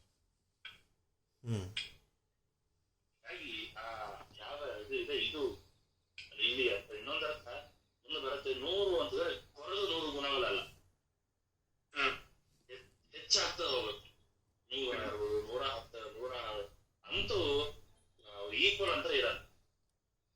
ಅದನ್ನ ಹೇಳ್ತಾರೆ. 100 ಅಂತಂದ್ರೆ ಹಾಗಾದ್ರೆ 101 ಗುಣ ಇರಲ್ಪ, ಎಷ್ಟೋ ಜನ ಬರಬಹುದು. ಹಾಗಲ್ಲ, ಹಂಗಾರೆ 100 ಅಂತ ಹೇಳ್ತಾರೆ. ಶಾಸ್ತ್ರಕಾರರು 100 ಒಂದು ಶಬ್ದಕ್ಕೆ ಐತರೇಯ ಉಪನಿಷತ್ತು, ಛಾಂದೋಗ್ಯ ಉಪನಿಷತ್ತು, ಅನೇಕ ದೈತ್ಯ ಉಪನಿಷತ್ತು, ಎಲ್ಲ ಉಪನಿಷತ್ತುಗಳಲ್ಲಿ ಶತ ಅಂತ ಶಬ್ದಕ್ಕೆ ಸಹಸ್ರ ಅಂತ ಅರ್ಥ ಮಾಡಿದ್ದಾರೆ. ಶತ ಅಂತ ಶಬ್ದಕ್ಕೆ 10 ಅಂತ ಅರ್ಥ ಮಾಡಿದ್ದಾರೆ, 200 ಅಂತ ಅರ್ಥ ಮಾಡಿದ್ದಾರೆ. ಹೀಗಾಗಿ ಅದು ಸಂಖ್ಯೆ ಅಂತೂ ಹೆಚ್ಚೇ ಹೊರತಾಗಿ ಆ 100ಕ್ಕಿಂತ ಈಗ ನನ್ನಲ್ಲಿ ಇರ್ತಕ್ಕಂತಹ 100 ಗುಣಗಳಕ್ಕಿಂತ ನಿಮ್ಮಲ್ಲಿ ಇರ್ತಕ್ಕಂಥ 100 ಗುಣಗಳು ಹೆಚ್ಚಾಗಿರ್ಬೋದು, ಕಡಿಮೆ ಆಗಿರ್ಬೋದು. ಹೀಗಾಗಿ ಆ ತರನೇ ಹೊರತಾಗಿ ಈಗ ವಾಯುದೇವರಿಗಿಂತ ಮುಂದೆ ಬರುವಂತಹ ರುದ್ರದೇವರಲ್ಲಿ 101 ಗುಣಗಳಂತೂ ಇರಕ್ಕೆ ಸಾಧ್ಯನೇ. ಎಕ್ಸಾಂಪಲ್, ವಾಯುದೇವರಲ್ಲಿ ಒಂದು 300 ಗುಣಗಳಿದೆ ಅಂತ ಅನ್ಕೊಳ್ಳಿ. 1000 ಗುಣಗಳಿದೆ ವಾಯುದೇವರಲ್ಲಿ. ಹಾಗಾದ್ರೆ ರುದ್ರದೇವರಲ್ಲಿ 1001 ಗುಣಗಳಿದೆಯಾ ಅಂತಂದ್ರೆ ಇಲ್ಲ. ರುದ್ರದೇವರಲ್ಲಿ ಹೇಗಿರತ್ತೆ ಅಂತಂದ್ರೆ, ವಾಯುದೇವರ 1000 ಗುಣಗಳು ಅಂತಂದ್ರೆ ರುದ್ರದೇವರು 900 ಅಥವಾ 800, 700, 600 ಹೀಗೆ ಇರತ್ತೆ ಹೊರತಾಗಿ ಅಧಿಕವಾದಂತೂ ಇರ್ಲಿಕ್ಕೆ ಸಾಧ್ಯ ಇಲ್ಲ. ಅದಕ್ಕೆ ಶ್ಲೋಕ ಒಂದ್ಸಲ ಓದ್ಬಿಟ್ರೆ ಒಂದು ರೀತಿ ಅರ್ಥವಾಗುತ್ತೆ. ಆಭಾಸಕಃ ಅಂತಂದ್ರೆ ಸ್ವಲ್ಪ ಮಾತ್ರ, ಅಂದ್ರೆ ನಮಗೆ ನಮ್ಮಂತ ಸ್ವಲ್ಪ ಸದೃಶವಾಗಿ ತೋರಿಸಿಕೊಡುವಂತಹ ಬಿಂಬ ರೂಪವನ್ನ ಭಾಸಕ ಅಂದ್ರೆ ತೋರಿಸಿಕೊಡುತ್ತೆ. ನಮ್ಮಂತೆ ತೋರಿಸಿಕೊಡುವುದು ಯಾವುದು, ಅದಕ್ಕೆ ಆಭಾಸಕ. ಹಾಗೆ ದೇವರಂತೆ ಮುಖ್ಯ ಪ್ರಾಣದೇವರನ್ನು ನಾವು ನೋಡ್ತೇವೆ. ದೇವರಂತೆ ನೋಡ್ತೇವೆ, ಸರ್ವೋತ್ತಮತೆ ನೋಡೋದಲ್ಲ. ಸರ್ವೋತ್ತಮತೆ ನೋಡೋದಲ್ಲ, ದೇವರಿಗಿಂತ ಸ್ವಲ್ಪ ಸದೃಶರಾದವರು ಅಂತ ಅರ್ಥ. ನೋಡ್ರಿ, ನಮ್ಮ ಮುಖ ಕನ್ನಡಿಯಲ್ಲಿ ನೋಡ್ತೀವಿ ಅಂತಂದ್ರೆ ಆ ಕನ್ನಡಿಯಲ್ಲಿ ನಾವು ಮುಖವನ್ನು ನೋಡಿದಾಗ ನನ್ನ ಮುಖ ಅಂತ ಯಾವಾಗ ನಾವು ಅದನ್ನ ರೆಕಗ್ನೈಸ್ ಮಾಡ್ತೀವಿ ಹೇಳ್ರಿ, ಅದು ನನ್ನಲ್ಲಿ ಆಗುವಂತಹ ಚಲನೆಗಳೆಲ್ಲವೂ ಕೂಡ ಅಲ್ಲೂ ಆಗ್ತಾ ಇದೆ ಅಲ್ವಾ. ನಾನು ಕೈ ಎತ್ತಿದ್ರೆ ಪ್ರತಿಬಿಂಬುವಂತಹ ಕನ್ನಡಿಯಲ್ಲೂ ಕೈ ಎತ್ತುತ್ತೆ, ನನ್ನ ಕಣ್ಣು ಮುಚ್ಚಿದ್ರೆ ಕಣ್ಣಲ್ಲಿ ನನ್ನ ಮುಖವು ಕಣ್ಣು ಮುಚ್ಚುತ್ತೆ. ಅದು ಏನಾಯ್ತು, ಸ್ವಲ್ಪ ಸದೃಶವಾಗಿದೆ. ಸದೃಶ ಅಂತಂದ್ರೆ ಸೇಮ್ ಟು ಸೇಮ್, ನನ್ನ ಬಿಂಬ ಹೇಗಿದೆಯೋ ಹಾಗೆ ನಾನು ಕಣ್ಣಲ್ಲಿ ತೋರುವಂತಹ ರೂಪವು ನನ್ನ ಹಾಗೆ ಇದೆ. ಇದಕ್ಕೆ ಸದೃಶ ಅಂತ. ಸ್ವಲ್ಪ ಸದೃಶ ಇರುವುದು ಮಾತ್ರಕ್ಕೆ ಏನಂತಾರೆ ಪ್ರತಿಬಿಂಬ, ಅದು ಆಭಾಸಕ. ಹಾಗೆ ದೇವರಲ್ಲಿ ನೋಡುವಂತಹ ಗುಣಗಳು ಕ್ರಿಯಾದೇವ ನಾವೆಲ್ಲೋ ನೋಡ್ತಾ ಇದೀವನಪ್ಪ, ಎಲ್ಲಿ? ಅದು ವಾಯುದೇವರಲ್ಲಿ.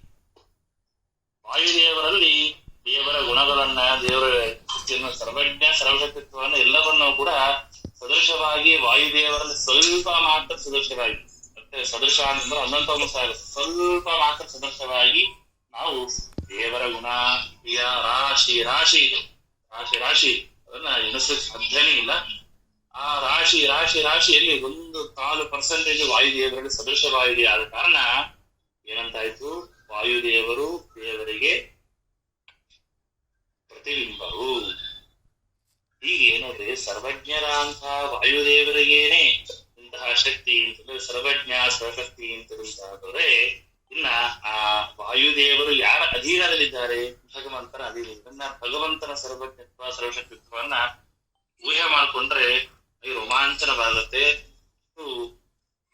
ಹರಿ ಭಗವಂತ ಸಾಮರ್ಥ್ಯ ಆಗಿದೆ ಅಂತ ಹೇಳ್ತಾ ಇದ್ದಾರೆ.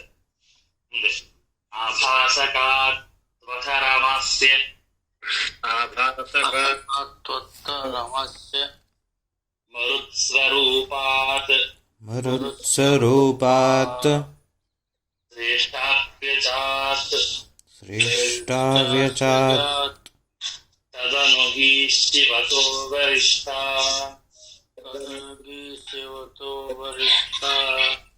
ತಸ್ಯಾ ಉಮಾ ವಿಪತಿಂ ತಸ್ಯ ಉಮಾ ವಿಪತಿ ವಿಪತಿನಿ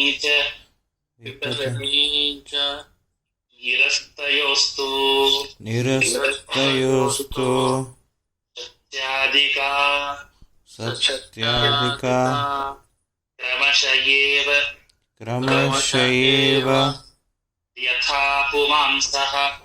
ಯಥಾ ಪುಮಾಂಸಃ. ಯಾವ ರೀತಿ ನಾವು ದೇವತೆಗಳಲ್ಲಿ ಬಿಂಬ ಪ್ರತಿಬಿಂಬ ನೋಡ್ತೀವಿ, ಹಾಗೆ ಈ ಸ್ತ್ರೀಯರಲ್ಲಿ ಕೂಡ ನಾವು ಬಿಂಬ ಪ್ರತಿಬಿಂಬ ನೋಡ್ತೀವಿ. ಹೇಗೆ ಅಂತಂದ್ರೆ, ಭಗವಂತನಿಗೆ ಬಿಂಬ ಸ್ವರೂಪರಾದ ಪ್ರತಿಬಿಂಬ ಯಾರು? ವಾಯುದೇವರು ಅರ್ಥಾತ್ ಬ್ರಹ್ಮದೇವರು ಅಂತ ಇಟ್ಕೊಳ್ತಾರೆ. ಆ ಬ್ರಹ್ಮದೇವರಿಂದ ಉತ್ತಮಳಂತಹ ಲಕ್ಷ್ಮೀದೇವಿ ಯಾರಿಗೆ ಪ್ರತಿಬಿಂಬ ಅಂತಂದ್ರೆ, ಮೊದಲಿಗೆ ದೇವರಿಗೆ ಫಸ್ಟ್ ಪ್ರತಿಬಿಂಬ ಯಾರು ಅಂದ್ರೆ ಲಕ್ಷ್ಮೀದೇವಿ. ಅದಕ್ಕೆ ನಾನು ಹೇಳಿದೆ, ಮುಂದೆ ಹೇಳ್ತೀನಿ ಅಂತ. ದೇವರಿಗೆ ಫಸ್ಟ್ ಸದೃಶರಾದವಳು ಯಾರು ಅಂದ್ರೆ ಲಕ್ಷ್ಮೀದೇವಿ ಅಲ್ವಾ? ಫಸ್ಟ್ ಕರಡಿ ದೇವರಿಗೆ, ಲಕ್ಷ್ಮೀದೇವಿಗೆ ದೇವರಿಗೆ ಪ್ರತಿಬಿಂಬ ಯಾರು? ಲಕ್ಷ್ಮೀದೇವಿ. ಆ ಲಕ್ಷ್ಮಿ ಇವಲ್ಲಿ ಆಭಾಸಕಾತ್ವರಾಮಾಸ್ಯ ಮರುಸ್ವರೂಪಾತ್.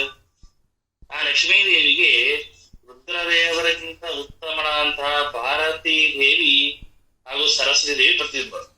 ದೇವರನ್ನು ಬಿಟ್ಬಿಡ, ದೇವರು ದೇವತೆ ಸ್ತ್ರೀಯ ಕಡೆ ಬಂದಾಗ ಲಕ್ಷ್ಮೀದೇವಿ ಯಾರಿಗೆ ಪ್ರತಿಬಿಂಬಳು? ಪ್ರಶ್ನೆ. ಲಕ್ಷ್ಮೀದೇವಿ ವಾಯುದೇವರಿಗಿಂತ ಉತ್ತಮಳಂತಹ ಲಕ್ಷ್ಮೀದೇವಿ ದೇವರಿಗೆ ಪ್ರತಿಬಿಂಬಳು. ಆಗ ಲಕ್ಷ್ಮೀದೇವಿ ಯಾರ ಪ್ರತಿಬಿಂಬರು ಅಂತಂದ್ರೆ, ಬ್ರಹ್ಮದೇವರ ಹಾಗೂ ವಾಯುದೇವರ ಮಡದಿಯಾದಂತಹ ಭಾರತೀ ಸರಸ್ವತಿ ದೇವಿಯರು ಪ್ರತಿಬಿಂಬರು. ಹಾಗೂ ಭಾರತಿ ಹಾಗೂ ಸರಸ್ವತಿ ದೇವಿಗೆ ಪಾರ್ವತಿ ಹಾಗೂ ಸುಪರ್ಣಿ ಅವರು ಪ್ರತಿಬಿಂಬರಾಗ್ತಾರೆ.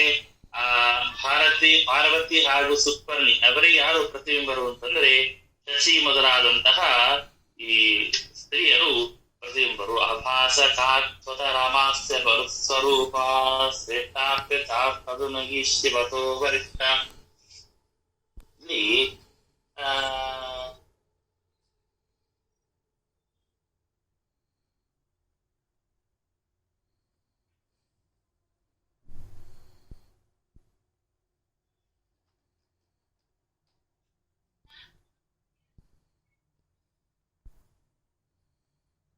ಹೀಗೆ ಆಯಿತು. ಇಲ್ಲಿ ತಸ್ಯ ಉಮಾ ವಿಪತಿನಿ ಗಿರಿಯೋಸ್ತ ಶತ್ಯಾದ ಕ್ರಮಶಃ ಯಥಾ ಪುಮಾಂಸ. ಹೀಗೆ ಕ್ರಮವಾಗಿ ಬಿಂಬ ಪ್ರತಿಬಿಂಬವಾದರೂ ಇರತ್ತೆ ಅಂತ ಹೇಳ್ತಾರೆ. ಇಲ್ಲಿ ಪುರುಷರಿಗೆ ಯಾವ ರೀತಿಯಾಗಿ ಬಿಂಬ ಪ್ರತಿಬಿಂಬ ಭಾವ ಇದೆ, ಹಾಗೆಯೇ ಸ್ತ್ರೀಯರಲ್ಲಿಯೂ ಕೂಡ ಬಿಂಬ ಪ್ರತಿಬಿಂಬ ಭಾವ ಇದೆ ಅಂತನ್ನೋದೇ ದೃಷ್ಟಾಂತ. ಬಿಂಬ ಪ್ರತಿಬಿಂಬ ಭಾವ ಅಂತನ್ನೋದು ಹೀಗೆ ನಾವು ನೋಡ್ತಾ ಇದ್ದೀವಿ. ವಾಯುದೇವರಲ್ಲಿ, ಗರುಡದೇವರಲ್ಲಿ, ಶೇಷದೇವರಲ್ಲಿ, ಇಂದ್ರ ಹಾಗೂ ಕಾಮನಲ್ಲಿ ನಾವು ಬಿಂಬ ಇವರಿಗಿಂತ ಚಿಕ್ಕವರು ಎಲ್ಲರೂ ಕೂಡ ದೊಡ್ಡವರಿಗೆ ಪ್ರತಿಬಿಂಬರಾಗ್ತಾ ಬರ್ತಾರೆ. ಹಾಗೆ ಪ್ರತಿಬಿಂಬರೇ ಹೊರತಾಗಿ ಅದೇ ಕ್ರಮದಲ್ಲಿ ಪ್ರತಿಬಿಂಬರಲ್ಲ ಅಂತ ಹೇಳ್ತಾರೆ. ದೃಷ್ಟಾಂತ ಕೊಡೋದು ಬೇರೆ, ಹಾಗೆ ದೃಷ್ಟಾಂತ ಕೊಡೋದು ಬೇರೆ. ಯಾಕೆ ಹೇಳ್ತೀನಿ ಅಂತಂದ್ರೆ, ಇಲ್ಲಿ ಪುರುಷರಲ್ಲಿ ಯಾವ ಕ್ರಮದಿಂದ ಒನ್ ಬೈ ಒನ್ ಹೇಗೆ ಒಬ್ಬರಿಗೆ ಒಬ್ಬರು ಅಲ್ಲಿ ಆ ತಾರತಮ್ಯಕ್ಕೆ ಆ ಬಿಂಬ ಪ್ರತಿಬಿಂಬ ಸರಿ ಇದೆ. ಆದ್ರೆ ಸ್ತ್ರೀ ದೇವತೆಗಳಲ್ಲಿ ಬಿಂಬ ಪ್ರತಿಬಿಂಬ ಹೇಳಿದಾಗ ಚೂರು ವ್ಯತ್ಯಾಸವಾಗತ್ತೆ ಅಂತ ಹೇಳ್ತಾರೆ. ಹೇಗೆ ಅಂತಂದ್ರೆ ನೋಡ್ರಿ, ಈಗ ದೃಷ್ಟಾಂತ ನಾವು ಹೇಳ್ತೇವೆ, ನಿಮ್ಗೆ ಅರ್ಥ ಆಗ್ತಿಲ್ಲ ಅಂತ ಅನ್ಸುತ್ತೆ, ಕನ್ಫ್ಯೂಸ್ ಆಗುವುದು. ದೃಷ್ಟಾಂತ ಹೇಳ್ತೇವೆ. ಭಗವಂತನಿಗೆ ಹಿಂದಿನ ಶ್ಲೋಕದ ಭಗವಂತನಿಗೆ ಪ್ರತಿಬಿಂಬ ವಾಯುದೇವರು, ವಾಯುದೇವರಿಗೆ ಪ್ರತಿಬಿಂಬ ರುದ್ರ ಹಾಗೂ ಶೇಷ, ಆ ಶೇಷದೇವರಿಗೆ ಪ್ರತಿಬಿಂಬರು ಇಂದ್ರ ಹಾಗೂ ಕಾಮ ಅಂತ. ಇಲ್ಲಿ ವಿಚಾರಕ್ಕೆ ಬರೋಣ. ಅದೇ ರುದ್ರದೇವರ ಹೇಳಿ, ಮತ್ತೆ ಬ್ರಹ್ಮದೇವರು ಯಾಕೆ ಬರ್ಲಿಲ್ಲ ಅಂತ. ಬ್ರಹ್ಮದೇವರಿಗೆ ಬಂದ್ರಲ್ಲ, ಅದಕ್ಕೆ ಈಗ ಹೇಳಿದ್ವಿ ನೋಡ್ರಿ, ಆಭಾಸಕಾತ್ಮಕ ರಮಾಸ್ಯ ವಾಯು ಸ್ವರೂಪ. ನೋಡ್ರಿ, ವಾಯುದೇವರು ಬೇರೆ ಅಲ್ಲ, ದೇವರು ಬೇರೆ ಅಲ್ಲ. ಬ್ರಹ್ಮದೇವರು ಯಾರು? ವಾಯು ಸ್ವರೂಪ ಅಂದ್ರೆ ಬ್ರಹ್ಮದೇವರು ಸ್ವರೂಪ. ಬ್ರಹ್ಮದೇವರು ವಾಯುದೇವರು ಇಬ್ರು ಒಂದೇ. ಅದ್ರ ಪದವಿ ತಕ್ಕಂಗೆ ಮತ್ತೆ ಬೇರೆ ಆಗತ್ತಲ್ಲ ಸರ್? ಪದವಿ ತಕ್ಕಂತೆ ಬೇರೆ ಆಗತ್ತೆ, ಹೌದನ್ನ ಹೇಳೋದು. ಅದಕ್ಕೆ ಹೇಳ್ತಾರೆ ಇಲ್ಲಿ ರುಜುಗನಾದ್ರು ಯಾರು ಬ್ರಹ್ಮದೇವರು ವಾಯುದೇವರು ಅಂತ ಹೇಳ್ತೀವಿ ನಾವು. ಅದಕ್ಕೆ ಆಭಾಸಕ ರಮಾಸ್ಯ ಮರುತ್ಸ್ವರೂಪ. ಮರುತ್ಸ್ವರೂಪ ಅಂತಂದ್ರೆ ವಾಯು ಸ್ವರೂಪರಾದಂತಹ ಬ್ರಹ್ಮದೇವರಿಗಿಂತಲೂ ರಮಾ ಅಸ್ಯ ಆಭಾಸಕ, ಲಕ್ಷ್ಮೀ ದೇವಿ ದೇವರಿಗೆ ಪ್ರತಿಬಿಂಬ ಅಂತ. ನಿಮ್ಮ ಪ್ರಶ್ನೆ ಇದಕ್ಕೆ ನಾನು ಮುಂದೆ ಅಂತ ಹೇಳಿದ ನಾನು. ಬ್ರಹ್ಮದೇವರು ಯಾರ ಸ್ವರೂಪ ಅಂದ್ರೆ ವಾಯು ಮರುತ್ ಸ್ವರೂಪರಾದವರು ಬ್ರಹ್ಮದೇವರು.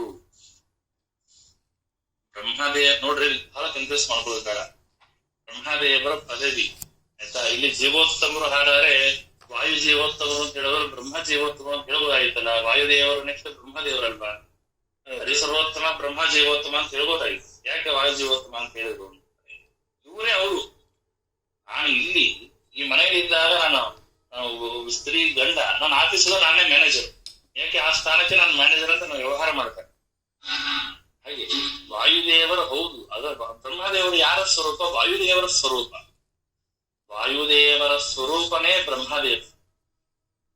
ಹಾಗಾಗಿ ಏನೋ ಗದ್ದಲ ಮಾಡ್ಕೋಬೇಡ್ರಿ. ವಾಯುದೇವರು ಬ್ರಹ್ಮದೇವರು ಸಮಾನ ಕಕ್ಷೆಗಳು, ಸಮಾನ ಗುಣದಲ್ಲಿ ಸಮಾನ, ಕ್ರಿಯಾದಲ್ಲಿ ಸಮಾನ, ಎಲ್ಲದರಲ್ಲಿ ಈಕ್ವಲ್ ಅವರು. ಭಕ್ತಿಯಲ್ಲಿ ಮಾಡೋದು ಅವರೆಲ್ಲ. ಅದಕ್ಕೆ ಭಾರತೀ ಸರಸ್ವತಿ ಈಗ ಅವರಿಗೂ ಈಕ್ವಲ್ ನೋಡ್ರಿ. ಈಗ ಗರುಡ ಶೇಷ ರುದ್ರ ಅವರೆಲ್ಲರೂ ಈಕ್ವಲ್, ಅವ್ರ ನಮಗೆ ತಾರತಮ್ಯ ಇಲ್ಲ. ಶೇಷ ಗರುಡ ರುದ್ರ, ಗರುಡ ಶೇಷ ರುದ್ರ, ಗರುಡ ಶೇಷ ರುದ್ರ. ಅದೇ ರೀತಿ ವಾಯು ಬ್ರಹ್ಮ, ಭಾರತೀ ಸರಸ್ವತಿ, ಸರಸ್ವತಿ ಬ್ರಹ್ಮ ವಾಯುರಿಬ್ಬರು ಕೂಡ ಎಲ್ಲದರ ಸಮಾನ. ಒಂದು ಎಳ್ಳು ಕಾಲಕ್ಕೂ ಇಬ್ಬರಲ್ಲಿ ಕೂಡ ಹೆಚ್ಚು ಕಡಿಮೆ ಇಲ್ಲ. ಅದಕ್ಕೆ ಶ್ರೀಮದಾಚಾರ್ಯ ವಾಯು ಸ್ವರೂಪ ಬ್ರಹ್ಮ ಅಂತ ಹೇಳ್ತಾರೆ. ಆಭಾಸಕಾತ್ಮಕ ರಮಾಸ್ಯ ಮರುತ್ಸ್ವರೂಪ. ಮರುತ್ಸ್ವರೂಪ ಅಂದ್ರೆ ಯಾರು? ವಾಯುದೇವ ಬ್ರಹ್ಮದೇವರು. ಮರುತ್ಸ್ವರೂಪರಾದಂತಹ ಬ್ರಹ್ಮದೇವರು ಮರುಸ್ವರೂಪರಾದಂತಹ ಬ್ರಹ್ಮದೇವರಿಂದ ಶ್ರೇಷ್ಠ. ಯಾರು ಶ್ರೇಷ್ಠರು? ರಮಾದೇವಿ ಶ್ರೇಷ್ಠರು. ಆದ್ರಿಂದ ಈ ಲಕ್ಷ್ಮೀ ದೇವಿ ಯಾರಿಗೆ ಪ್ರತಿಬಿಂಬಳು? ಭಗವಂತನಿಗೆ ಲಕ್ಷ್ಮೀ ದೇವಿ ಪ್ರತಿಬಿಂಬಳು. ಆ ಲಕ್ಷ್ಮೀ ದೇವಿಗೆ ಪ್ರತಿಬಿಂಬರು ಯಾರು? ಬ್ರಹ್ಮದೇವರ ಹಾಗೂ ವಾಯುದೇವರ ಹೆಂಡತಿ ಯಾರು? ಸರಸ್ವತಿ ಭಾರತಿ ಪ್ರತಿಬಿಂಬರು. ಆ ಸರಸ್ವತಿ ಹಾಗೂ ಭಾರತಿಗೆ ಪ್ರತಿಬಿಂಬರು ಯಾರು? ಉಮಾದೇವಿ. ಯಾರು? ರುದ್ರದೇವರ ಮಡದಿ. ರುದ್ರದೇವರ ಮಡದಿ ಇವಳು ಪ್ರತಿಬಿಂಬಳಾಗ್ತಾಳೆ. ಅದಾದ್ಮೇಲೆ ಶಚಿ. ಹೀಗೆ ಇಲ್ಲಿ ಪ್ರತಿಬಿಂಬನ ಹೇಳ್ತಾರೆ. ಇಲ್ಲಿ ಏನ್ ವ್ಯತ್ಯಾಸ ಅಂತಂದ್ರೆ, ನಾವೇನೋ ದೇವತೆಗಳಲ್ಲಿ ಒಂದೇ ಒಂದು ಹೇಳ್ತಾ ಬಂದ್ರ, ಹಾಗೆ ಅವ್ರ ಹೆಂಡತಿಯಲ್ಲಿಯೂ ಕೂಡ ನಾವು ತಾರತಮ್ಯವನ್ನು ಹೇಳಿಕ್ ಬರೋದಿಲ್ಲ. ತಾರತಮ್ಯ ಈಗ ದೃಷ್ಟಾಂತ ಹೇಳ್ಬೇಕು ಅಂತಂದ್ರೆ, ಉತ್ತಮರಾದಂತಹ ವಿದ್ವಾಂಸರು ಇರ್ತಾರೆ, ಅವರು ಭಾರಿ ದೊಡ್ಡ ವಿದ್ವಾಂಸರು. ಅವರ ಹೆಂಡತಿ ಇರ್ತಾರೆ, ಅವ್ರ ಹೆಂಡತಿಯು ಕೂಡ ಆಚಾರ ವಿವಾಹ ಮಾಡ್ಕೊಳ್ಳೋಕ್ಕೆಲ್ಲ ಅವರು ಒಂದು ರೀತಿಯಾದಂತ ಒಂದು ವಿಶೇಷವಾದಂತಹ ದೇವರ ಉತ್ತೇಜಿತ್ವ ಅಂತ ಅವರಲ್ಲಿ ಇರುತ್ತೆ. ಅಂದ ಮಾತ್ರಕ್ಕೆ ಆಚಾರ್ಯರಿಗೂ ಪಂಡಿತರಲ್ಲಿ ಇರ್ತಕ್ಕಂಥ ತಾರತಮ್ಯವು ಆಚಾರ ಹೆಂಡತಿಯಲ್ಲಿ ಇರ್ತಕ್ಕಂತಹ ತಾರತಮ್ಯ ಮುಂದಾಗುವುದಿಲ್ಲ. ದೃಷ್ಟಾಂತ ಹೇಳ್ತೇನೆ. ಈಗ ನಮ್ಮ ಮನೆಯವರಿಗಿಂತ ನನ್ನ ಜೊತೆಗೆ ಅಥವಾ ನನ್ನ ಕೆಳಗಿನ ಕ್ಲಾಸ್ ಓದಿದವರು ವಿದ್ಯೆಯಲ್ಲಿ ದೊಡ್ಡವರು, ಆದ್ರೆ ಅವರು ನಮ್ಮ ಮನೆಯವರಿಗೆ ನಮಸ್ಕಾರ ಮಾಡ್ತಾರೆ. ಯಾಕೆ? ನನ್ನ ಮನೆಯವರು ಕಾರಣಕ್ಕೋಸ್ಕರ ನಮಸ್ಕಾರ ಮಾಡ್ತಾರೆ. ಆದ್ರೆ ವಿದ್ಯೆಯಲ್ಲಿ ಅಧ್ಯಕ್ಷ ಯಾರು ದೊಡ್ಡವರು? ನನ್ನ ಕೆಳಗಿನ ಕ್ಲಾಸ್ ಓದಿರತಕ್ಕಂಥ ವಿದ್ವಾಂಸರು ದೊಡ್ಡವರು. ಇಲ್ಲಿ ರುದ್ರದೇವರ ಮಡದ ಉಮಾದೇವಿ ಇಲ್ಲಿಯವರೆಗೆ ತಾರತಮ್ಯ ಸರಿಯಾಗಿ ಬರುತ್ತೆ. ಮುಂದೆ ಇಂದ್ರದೇವರು ಶಚಿ, ಇಂದ್ರದೇವರ ಮಡದಿ ಅಂತ ಶಚಿ, ಕಾಮನ ಮಡದಿಯಾದವರು ಇವರೆಲ್ಲರೂ ಬಂದಾಗ ಹಾಗೆ ರೀತಿಯ ಬಿಂಬ ಪ್ರತಿಬಿಂಬ ಇರುವುದಿಲ್ಲ. ಯಾಕೆ ಅಂತಂದ್ರೆ ಇಲ್ಲಿ ಹೇಳುತ್ತೆ ಪಾರ್ವತಿ ಮುಂದೆ ಶಚಿ ಮುಂತ ಎಲ್ಲ ಸ್ತ್ರೀ ದೇವತೆಗಳಲ್ಲಿ ಇಂದ್ರನಿಗಿಂತ ಕಡಿಮೆಯಾದವರು ಅಹಂಕಾರಿಕ ಪ್ರಾಣ. ಆ ಅಹಂಕಾರಿಕ ಪ್ರಾಣಕ್ಕಿಂತ ಶಚಿ ದೇವಿ ಸಣ್ಣವಳು. ಅರ್ಥ ಆಯ್ತಾ? ಹಿಂದಿನ ಶ್ಲೋಕದಲ್ಲಿ ಶಕ್ರಕಾಮ ಅಂತ ಬಂತು. ಆ ಶಕ್ರಕಾಮ ಅವರಿಗೆ ಪ್ರತಿಬಿಂಬರು ಯಾರು ಅಂತಂದ್ರೆ ಅಹಂಕಾರಿಕ ಪ್ರಾಣ ಅಂತ ಬಂತು. ಆ ಅಹಂಕಾರಿಕ ಪ್ರಾಣಕ್ಕಿಂತ ಚಿಕ್ಕವಳು ಯಾರು? ಶಚಿದೇವಿ, ಇಂದ್ರನ ಮಡದಿ ಶಚಿದೇವಿ. ಹೀಗಾಗಿ ಮತ್ತೆ ಅಲ್ಲಿ ಲೈನ್ ವ್ಯತ್ಯಾಸ ಆಗ್ಬರುತ್ತೆ. ಹೇಳ್ತಾರೆ ಸ್ವಲ್ಪ ಬಹಳ ಕಷ್ಟ ಇದು. ಸವಕಾಶ ಒಂದ್ 4-5 ಸಲ ನೀವು ಅವಲೋಕನ ಮಾಡಿದಾಗ ಅರ್ಥವಾಗತ್ತೆ. ಇಂದ್ರನಿಗಿಂತ ಕಡಿಮೆ ಆದವರು ಯಾರಂದ್ರೆ ಇಂದ್ರದೇವ್ರ ಕಡಿಮೆ ಆದವರು ಅಹಂಕಾರಿಕ ಪ್ರಾಣ ಪುರುಷರಲ್ಲಿ. ಆದ್ರೆ ಆ ಇಂದ್ರನ ಮಡದಿ ಅಹಂಕಾರಿಕ ಪ್ರಾಣಕ್ಕಿಂತ ದೊಡ್ಡವಳ ಅಂತ ಕೇಳಿದ್ರೆ ಅಲ್ಲ, ಚಿಕ್ಕವಳೆ. ತಾರತಮ್ಯದಲ್ಲಿ ಚಿಕ್ಕವಳು ಯಾರು? ಇಂದ್ರನ ಮಡದಿ. ಇಂದ್ರದೇವರು ಅಹಂಕಾರಿಕ ಪ್ರಾಣಕ್ಕಿಂತ ದೊಡ್ಡವರಾಗಿರಬಹುದು, ಆದರೆ ಇಂದ್ರದೇವರ ಮಡದಿ ಅಹಂಕಾರಿಕ ಪ್ರಾಣಕ್ಕಿಂತ ದೊಡ್ಡವರಾಗಿರಬೇಕು ಅಂತ ನೇಮ ಇಲ್ಲ. ಅರ್ಥ ಆಯ್ತಾ? ಈಗ ಲಕ್ಷ್ಮೀದೇವಿ ಎಲ್ಲರಿಗಿಂತ ಜಗನ್ಮಾತೆ ಹೌದು, ಭಾರತೀಯ ಸರಸ್ವತಿ ಲಕ್ಷ್ಮೀದೇವಿ ಪ್ರತಿಬಿಂಬರು ಹೌದು, ಅಲ್ಲಿ ಯಾವ ವ್ಯತ್ಯಾಸ ಇರಲ್ಲ. ಆ ಭಾರತೀಯ ಸರಸ್ವತಿಯರಿಗೆ ಉಮಾದೇವಿ ಪ್ರತಿಬಿಂಬರು ಹೌದು, ಆ ಉಮಾದೇವಿಗೆ ಶಚಿ ಪ್ರತಿಬಿಂಬರು ಹೌದು. ಆದರೆ ಆ ಶಚೀದೇವಿಗಿಂತ ಅಹಂಕಾರಿಕ ಪ್ರಾಣ ಚಿಕ್ಕವರು ಅಂತ ಆಗುವುದಿಲ್ಲ. ಇಲ್ಲಿ ಇಂದ್ರದೇವರ ಶಚಿ ಇವರು ಅಹಂಕಾರಿಕ ಪ್ರಾಣಕ್ಕಿಂತ ದೊಡ್ಡವರಾಗುವುದಿಲ್ಲ.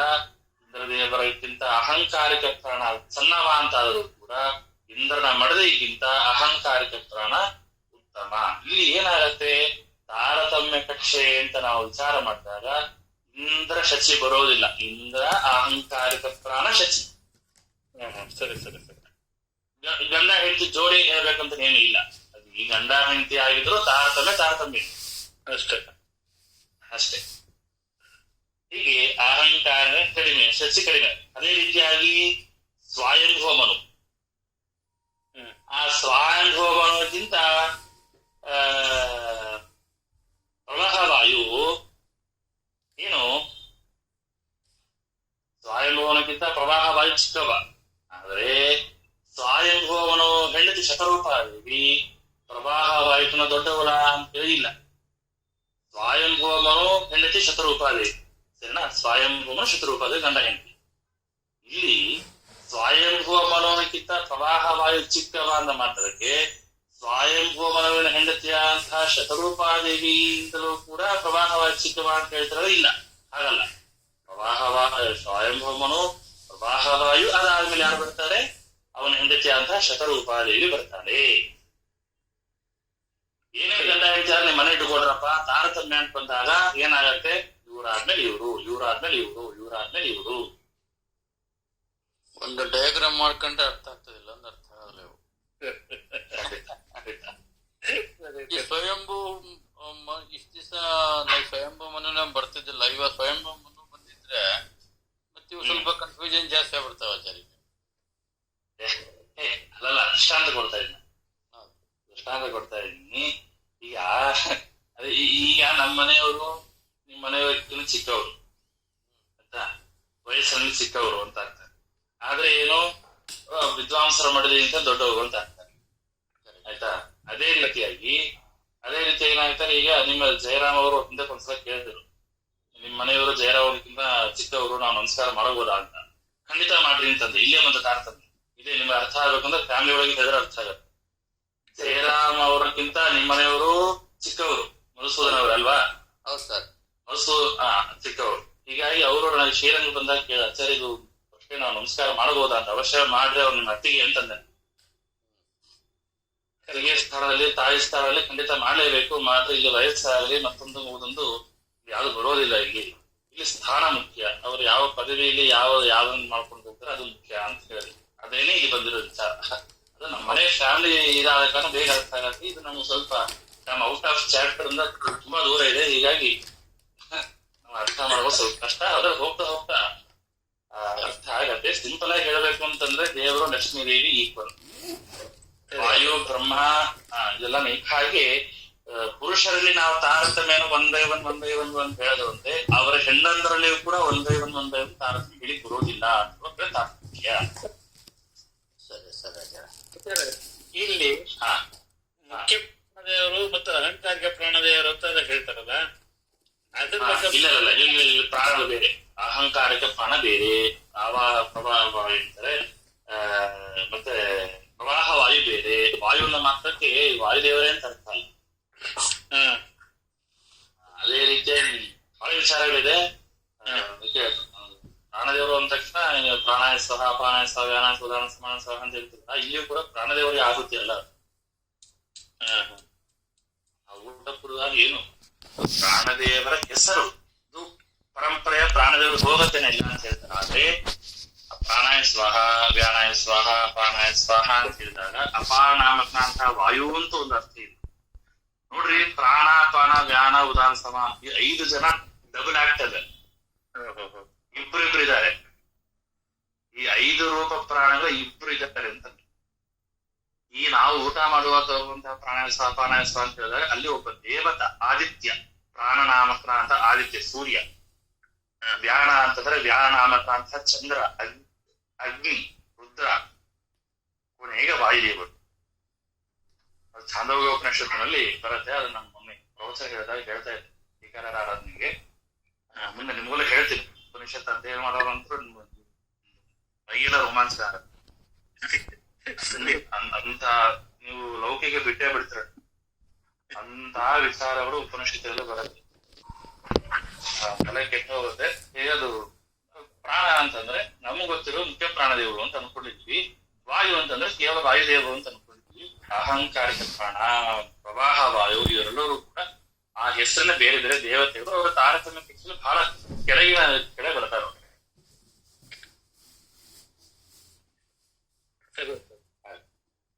ಮುಂದೆ ತಾಭ್ಯಶ್ಚತೆ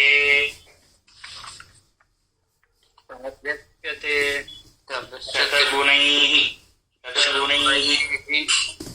ದಶತೋ ವರಿಷ್ಠಾಃ ಪಂಚೋತ್ತರೈರಪಿ ಯಥಾ ಕ್ರಮಶಃ ಶ್ರುತಿಸ್ಥಾಃ ಶಬ್ದೋ ಬಹುತ್ವವಚನಃ ಶತಮಿತ್ಯತಶ್ಚ ಶ್ರುತ್ಯಂತರೇಷು ಬಹುಧೋಕ್ತಿ ವಿರುದ್ಧತಾನ. ಶ್ರುತಿಯಲ್ಲಿ ಪುರುಷರು ಸ್ತ್ರೀಯರಿಗಿಂತ ಕ್ರಮವಾಗಿ 100 ಅಥವಾ 10, 15 ಗುಣಗಳಿಗಿಂತ ಉತ್ತಮರಿರ್ತಾರೆ. ತಾಭ್ಯಶ್ಚತೆ ಶತಗುಣೈಃ ದಶತಃ ವರಿಷ್ಠಾಃ ಪಂಚೋತ್ತರೈರಪಿ ಯಥಾ ಕ್ರಮಶಃ ಶ್ರುತಿ. ಶ್ರುತಿ ಅಂದ್ರೆ ವೇದಗಳು. ವೇದಗಳು ಏನ್ ಹೇಳುತ್ತೆ ಅಂತ ಸ್ತ್ರೀಯರಿಗಿಂತ ಪುರುಷರಾದವರು ಶತ ಅಂದ್ರೆ 100, ದಶ ಅಂದ್ರೆ 10, ಅದಕ್ಕಿಂತ ಕಡಿಮೆ ಅಥವಾ 15 ಪಂಚೋತ್ತರೈಃ. ಹೀಗೆ ಕ್ರಮಶಃ ಶ್ರುತಿ ಏನ್ ಹೇಳ್ತಾರೆ ಅಂದ್ರೆ ಈ ಯಾವ ದೇವತೆಗಳಿರ್ತಾರೆ ಶಚಿ ಇಂದ್ರ, ಶಚಿ ಹಾಗೂ ಇಂದ್ರರಿಗೆ ಎಷ್ಟು ಗುಣಗಳ ವ್ಯತ್ಯಾಸ ಅಂತ ಪ್ರಶ್ನೆ ಬಂತು. ನೋಡ್ರಿ, ಹಿಂದೆ ಬಿಂಬ ಪ್ರತಿಬಿಂಬ ಹೇಳ್ತಾ ಹೋಗುದು ಹಾಗೆ ಗಂಡ ಹೆಣ್ಣಂದ್ರಲ್ಲಿ ಎಷ್ಟು ಗುಣಗಳ ವ್ಯತ್ಯಾಸ ಇರುತ್ತೆ. ಇವತ್ತಿನ ಕಾಲದಲ್ಲಿ ಇಲ್ಲ ಈ ಗಂಡನಿಗೆ ಸಮಾನ ಸಮಾನ ಸಮಾನ ಅಂತ ಹೇಳ್ತಾ ಅಲ್ಲ. ಎಂತಹ ದೇವತೆ ಆಗಿರ್ಬೋದು, ಇಂತಹ ಸ್ತ್ರೀ ರೂಪದವಳೇ ಆಗಿರ್ಬೋದು, ಅವರು ಅವರ ಗಂಡನಿಗಿಂತ 15, 10, 20, 100 ಇಷ್ಟು ಗುಣಗಳಿಗಿಂತ ಕಡಿಮೆ ಇರ್ತಾರೆ ಅಂತ ಶ್ರುತಿ ಹೇಳ್ತಾ ಇತ್ತು. ಶ್ರುತಿ ಹೇಳಿದಂತೆ 15 ಗುಣಗಳಿಂದ ಪುರುಷರು ಉತ್ತಮರಾಗಿರ್ತಾರೆ, ಸ್ತ್ರೀಯರು ಕಡಿಮೆ ಇರ್ತಾರೆ. ಇಲ್ಲಿ ಶತಾಂತರ ಶಬ್ದಕ್ಕೆ 10 ಅಂತ ಅರ್ಥ ಇದೆ, 100 ಅಂತ ಅರ್ಥ ಇದೆ, ಅನೇಕ ಬಹುತ್ವ ಸತ್ವ ಸಂಖ್ಯೆಯನ್ನು ಹೇಳಿಕೊಡುವುದು ಶತಾಂತರ ಶಬ್ದ. ಅನೇಕಾಂತರ ಸತ್ವವನ್ನು ಹೇಳಿಕೊಡುವುದು ಶತಾಂತರ ಶಬ್ದಕ್ಕೆ ಅರ್ಥ. ಅದರಿಂದಾಗಿ ಇಲ್ಲಿ ಬೇರೆ ಬೇರೆ ಶ್ರುತಿಗಳಲ್ಲಿ ಅನೇಕ ರೀತಿಯಾಗಿ ಹೇಳಿದ್ದಾರೆ. ತೈತ್ರಿಯ ಶತೌ ರುದ್ರ ಶತಗುಣಾದಿತ್ಯಂ ಪ್ರಜಾಪತಿ ಶಬ್ದವಾಚ್ಯ ರುದ್ರ ಶತಗುಣಾದಿತ್ಯಂ ಮುಕ್ತಂ ಬ್ರಹ್ಮ ತೈತ್ರಿಯ ಶತೌ ಚಾಂದೋಗ್ಯೆ ಸಪ್ತಮಾಧ್ಯಾಯತು ಪರಶಬ್ದವಾಚ್ಯ ರುದ್ರ. ಅದೇ ಏನ್ ಹೇಳ್ತಾರೆ ಅಂದ್ರೆ ಸ್ತ್ರೀಯರಿಗಿಂತ ಪುರುಷರು ಉತ್ತಮವಾಗಿರೋದಿಲ್ಲ, ಸಮವಾಗಿರೋದಿಲ್ಲ. ಸತ್ಯಕ್ಕಿಂತ ಪತಿ 100, 10, 15 ಈ ಎಲ್ಲ ಗುಣಗಳಿಂದ ಉತ್ತಮರಾಗಿರ್ತಾರೆ. ಇದನ್ನ ಶ್ರುತಿ ಹೇಳುತ್ತೆ. 100 ಗುಣಗಳಿಂದ ಉತ್ತಮ ಅಂತಂದ್ರೆ ಏನ್ ಅರ್ಥ ಅಂತಂದ್ರೆ 100 ಗುಣಗಳು ಹೆಚ್ಚಾಗಿದೆ ಅಂತ ಅರ್ಥ ಅಲ್ಲ. 100 ಗುಣ ಹೆಚ್ಚಾಗಿದೆ ಅಂತಂದ್ರೆ ಏನೋ ಈಗ ನೋಡ್ರಿ, ಗಂಡನಲ್ಲಿ ಇರುವಂತಹ ಗುಣಗಳು ಹೆಂಡತಿಯಲ್ಲಿರುವಂತಹ ಗುಣಗಳಿಗಿಂತ 100 ಗುಣಗಳು ಹೆಚ್ಚಾಗಿದೆ ಅಂತಂದ್ರೆ 100 ಗುಣ ಹೆಚ್ಚಾಗಿರೋದು ಅರಿಯಲ್ಲ. ಶಾಸ್ತ್ರಕಾರ ಅದರಲ್ಲೂ ಒಂದು ವಿಷಯ ಹೇಳ್ತಾರೆ. ಗಂಡ ಹೆಂಡತಿ ಇಬ್ಬರಲ್ಲಿ ಒಂದು ಗುಣ ಇದೆ ಅಂತ ಅನ್ಕೊಳ್ಳಿ. ಈಗ ದೃಷ್ಟಾಂತ ಹೇಳ್ಬೇಕು. ಮಧುಸೂದನ ಅವರಿಗೂ ಅವ್ರು ಮಾಡಿದ ಈಗ ಒಂದು ಗುಣ ಇದೆ, ಒಂದು ಕ್ವಾಲಿಟಿ. ಏನು ಕ್ವಾಲಿಟಿ ಅಂತಂದ್ರೆ ಒಂದು ಶಾಂತತೆ, ಸೌಮ್ಯತೆ ಅಂತರೋದು ಇಬ್ಬರಲ್ಲಿ. ನೀವೇನ್ ಭಾರಿ, ನನ್ನಲ್ಲಿ ಆ ಗುಣ ಇದೆ ಅಂತ ಹೇಳಿಕ್ ಬಂದರೆ ಹೌದು, ಇಬ್ಬರಲ್ಲಿ ಸೌಮ್ಯತ್ವ ಇದೆ. ಆದ್ರೆ ಹೆಂಡತಿಯಲ್ಲಿ ಇರುವ ಸೌಮ್ಯತ್ವದ ಗುಣದಕ್ಕಿಂತ ನನ್ನಲ್ಲಿ ಆ ಸೌಮ್ಯತ್ವ 100 ಪಟ್ಟು ಅಧಿಕವಾಗಿದೆ ದೃಷ್ಟಾಂತ ಹೇಳ್ತೇನೆ. ಈಗ ಮಧುಸೂದನ್ ಅವ್ರ ಮನೇಲೇ ಇರ್ತಾರೆ. ಅವರು ತಾಳ್ಮೆಯನ್ನ ಪರೀಕ್ಷೆ ಮಾಡಬೇಕು ಅಂತ ನೀವು ಗೋಪಾಲ ಅವರು, ಜಯರಾಮ್ ಅವರು ತಾಳ್ಮೆ ಪರೀಕ್ಷೆ ಮಾಡಬೇಕು. 3 ಬಾರಿ 4 ಬಾರಿ ಪರೀಕ್ಷೆ ಮಾಡ್ತಾರೆ, ತಾಳ್ಮೆ ಕಳ್ಕೋದಿಲ್ಲ. ಅಲ್ಲಿ ಏನಾಯ್ತು, ಅವರು ತಾಳ್ಮೆತ್ವ ಸೌಮ್ಯತ್ವ ಅಂತ ದೃಢ ಆಯ್ತು. ಇವರು 10 ಅಟೆಂಪ್ಟ್ ಅಲ್ಲಿ ಗೆದ್ದು ಬಿಡ್ತಾರೆ. ಇವ್ರ ಹೆಂಡತಿ ಏನಾಗತ್ತೆ, 3 ಅಟೆಂಪ್ಟ್ ಅಲ್ಲಿ ಫೇಲಿಯರ್ ಆಗುತ್ತೆ. ಪೇಷನ್ಸ್ ಮೀರುವರು. ಅದನ್ನೇ ಹೇಳಿಕೊಟ್ಟು ಶಾಸ್ತ್ರ. ಹೆಂಡತಿಗಿಂತ ಗಂಡನಲ್ಲಿ ಗುಣ ಅಧಿಕ ಅಂತಂದ್ರೆ ಬೇರೆ ಗುಣಗಳಲ್ಲಿ ಆದಿತ್ಯ ಇಲ್ಲ, ಆ ಗುಣದಲ್ಲೇನೆ ತೂಕ ಜಾಸ್ತಿ. ಏನಂತ ಪ್ರಮಾಣಗಳು ಜಾಸ್ತಿ. ಸೌಮ್ಯತ್ವ, ಸರ್ವಶಕ್ತಿತ್ವ, ಸರ್ವಗುಣ ಪರಿಪೂರ್ಣತ್ವ, ನಿರ್ದೋಷತ್ವ, ಎಲ್ಲ ಗುಣಗಳು. ಹೆಂಡತಿಯಲ್ಲಿ ಕೋಪ ಇರತ್ತೆ, ಗಂಡನಲ್ಲಿ ಕೋಪ ಕಡಿಮೆ ಇರತ್ತೆ. ಅಲ್ಲಿ ಮತ್ತೆ ನಾವು ಗಂಡನಲ್ಲಿ 100 ಪಟ್ಟು ಕೋಪ ದೇವತೆ ಇದು ಮಾಡಬಹುದು. ಹೆಂಡತಿಯಲ್ಲಿ ಸೌಮ್ಯತ್ವ ಇದೆ, ಇಂದ್ರಲ್ಲಿ ಅದೇ 100 ಪಟ್ಟು ಹೆಚ್ಚು ಸದ್ಗುಣಗಳಿದೆ ಎಂಬುದು. ಅಧಿಕ ಅಂತ ಎಷ್ಟು ಅಂತಂದ್ರೆ, ಅಧಿಕ ಅಂತ ಶಬ್ದದಿಂದ ಏನರ್ಥ, ಅಧಿಕವ ಅಂತ ಗುಣ ಅಂತಂದ್ರೆ ಏನರ್ಥ, ಇರುವಂತಹ ಗುಣ ಹೆಂಡತಿಗಿಂತ ಪುರುಷ ದೇವತೆಯಲ್ಲಿ ಅಧಿಕವಾಗಿದೆ ಎಂಬುವಂತಹ ಅರ್ಥ. ರುದ್ರದೇವರಿಗಿಂತ ಸರಸ್ವತಿಗಿಂತ ಬ್ರಹ್ಮದೇವರು 100 ಗುಣಗಳಿಂದ ಅಧಿಕರಾಗಿದ್ದಾರೆ ಅಂತ ಛಾಂದೋಗ್ಯೋಪನಿಷತ್ ಹೇಳ್ತಾ ಇದ್ದಾರೆ. ಸಪ್ತಮಾಧ್ಯಾಯ ಸರಸ್ವತ್ಯಾಹ ತಸ್ಯಾಹ ಪ್ರಾಣಸ್ಯ ಶತಗುಣ ಆದಿಕ್ಯಂ. ನೋಡ್ರಿ, ಸರಸ್ವತ್ಯಾಹ ಪ್ರಾಣಸ್ಯ, ಸರಸ್ವತಿಗಿಂತ ನೋಡಿ, ಸರಸ್ವತಿ ದೇವಿಗಿಂತ ಪ್ರಾಣ ಅಂತ ಹೇಳ್ತಾರೆ. ಅಂದ್ರೆ ಇಲ್ಲಿ ಏನಾಯ್ತು, ವಾಯುದೇವರು, ಪ್ರಾಣದೇವರು, ಬ್ರಹ್ಮದೇವರು ಎಲ್ಲ ಒಂದೇ ಅಂತ ಆಯ್ತು. ಪ್ರಾಣಸ್ಯ ಶತಗುಣಾದಿಕ್ಯಂ, 100 ಗುಣ ಅಧಿಕರಾಗಿದ್ದಾರೆ ಅಂತ ಹೇಳಿದ. ಆದರೆ ಇಲ್ಲಿ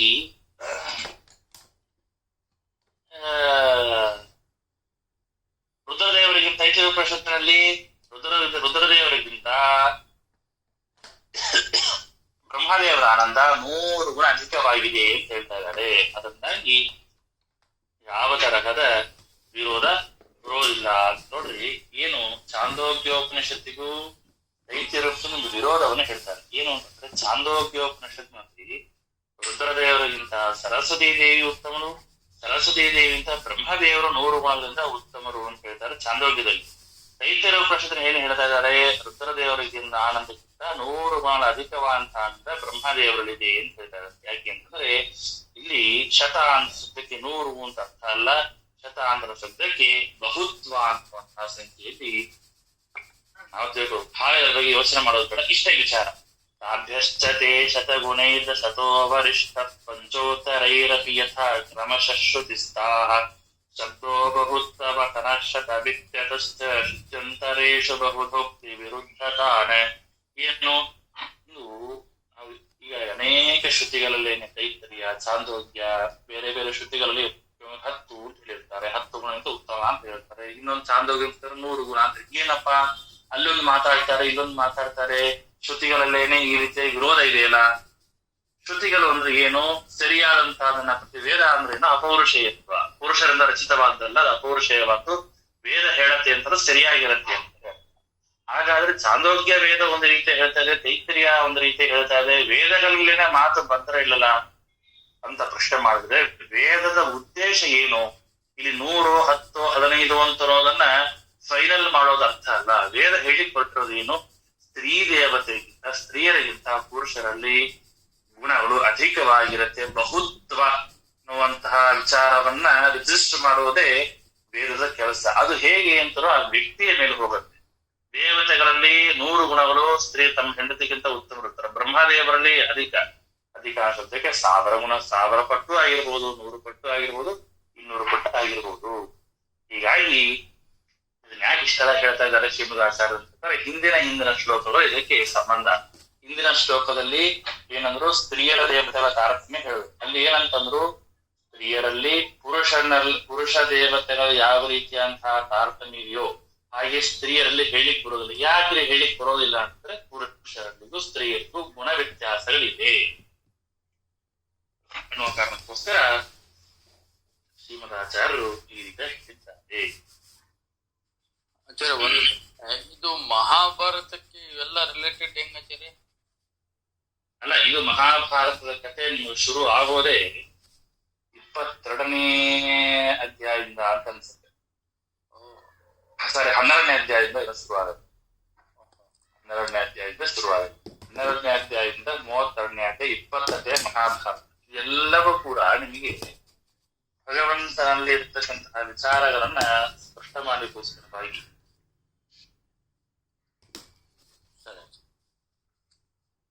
ಅಂದರೆ ಶ್ರೀಮದಾಚಾರ್ಯರು ಮಂಗಳಾಚರಣ ದಿವಸ ಪಾಠ ದಿವಸ ಹೇಳಿ, ಶ್ರೀಮದಾಚಾರ್ಯ ಮೊದಲಿಗೆ 3 ಅಧ್ಯಾಯಗಳಲ್ಲಿ ಶ್ರುತಿ, ಸ್ಮೃತಿ ಇವುಗಳ ವಚನ ಉದಾಹರಣೆ ಇಟ್ಟುಕೊಂಡು ಈ ಶಾಸ್ತ್ರಾರ್ಥ ನಿರ್ಣಯವನ್ನ ಮಾಡೋದಕ್ಕೋಸ್ಕರ ಮೊದಲಿಗೆ 3 ಅಧ್ಯಾಯ, ಮೊದಲಿಗೆ 2ನೇ 3ನೇ ಅಧ್ಯಾಯ. ಏನು ಶ್ರುತಿ ಸ್ಮೃತಿಗಳಿಂದ ಏನು?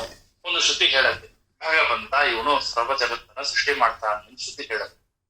ಅಥವಾ ಎಲ್ಲ ಪುರಾಣ ಹೇಳಿಬಹುದು, ಏನು ದೇವರು ಜಗತ್ತನ್ನ ಸೃಷ್ಟಿ ಮಾಡಿದ. ದೇವರು ಜಗತ್ತನ್ನ ಸೃಷ್ಟಿ ಮಾಡಿದಂತ ಏನ್ ನಿರ್ಣಯ? ಶ್ರೀಮದಾಚಾರ್ಯ ಬರ್ತಾರೆ, ನೋಡ್ರಪ್ಪ ಇಂತಹ ವೇದದಲ್ಲಿ ದೇವರು ಜಗತ್ತನ್ನು ಸೃಷ್ಟಿ ಮಾಡ್ತಾನೆ ವೇದ ಹೇಳುತ್ತೆ. ಹೇಗೆ ಸೃಷ್ಟಿ ಮಾಡ್ತಾರೆ ಅಂತ ಧರ್ಮವನ್ನ ಶ್ರೀಮದಾಚಾರ್ಯ ಅದನ್ನು ಪರಿಚಯ ಮಾಡ್ತಾರೆ. ನೀವು ಸಡನ್ ಆಗಿ ಒಂದು ಮಹಾಭಾರತವನ್ನು ಹೇಳಿದೀವಿ ಅಂತಲ್ಲಿ ಭಗವಂತ ಕೃಷ್ಣ ಬರ್ತಾನೆ. ಆ ಕೃಷ್ಣನ ಪರಿಚಯ ಹೇಗಾಗ್ತದೆ? ಭಗವಂತ ಕೃಷ್ಣ ಅಂದ್ರೆ ಯಾರು? ಆ ದೇವರ ಶಕ್ತಿ ಏನು? ಅವನ ಸಾಮರ್ಥ್ಯ ಏನು ಅಂತ ತಿಳಿಯಬೇಕಲ್ಲ. ಹೀಗಾಗಿ ಆ ಮೊದಲಿಗೆ 3 ಅಧ್ಯಾಯ ಶ್ರುತಿ ಸ್ಮೃತಿಯಲ್ಲಿ ಹೇಳಿರ್ತಕ್ಕಂತಹ ಶಾಸ್ತ್ರ ನಿರ್ಣಯವನ್ನು ಮಾಡ್ತಾರೆ. ಮುಂದಿನ 6 ಅಧ್ಯಾಯಗಳ ರಾಮಾಯಣ ಅಂದ್ರೆ ಏನು? 4, 5, 6, 7, 8, 9, 9ನೇ ಅಧ್ಯಾಯದವರೆಗೆ ನಿಮಗೆ ರಾಮಾಯಣದ ಕಥಾ ಸಂಕ್ಷಿಪ್ತವಾಗಿ ಹೇಳ್ತಾರೆ. ಆ 10ನೇ ಅಧ್ಯಾಯ ಏನ್ ಬರುತ್ತಲ್ಲ, 10ನೇ ಅಧ್ಯಾಯ ದ್ವಾಪರಯುಗಕ್ಕೆ ಸ್ಟಾರ್ಟ್ ಆಗದೆ. ಅಲ್ಲಿ ವೇದವ್ಯಾಸ ದೇವರ ಅವತಾರನ ಹೇಳ್ತಾರೆ.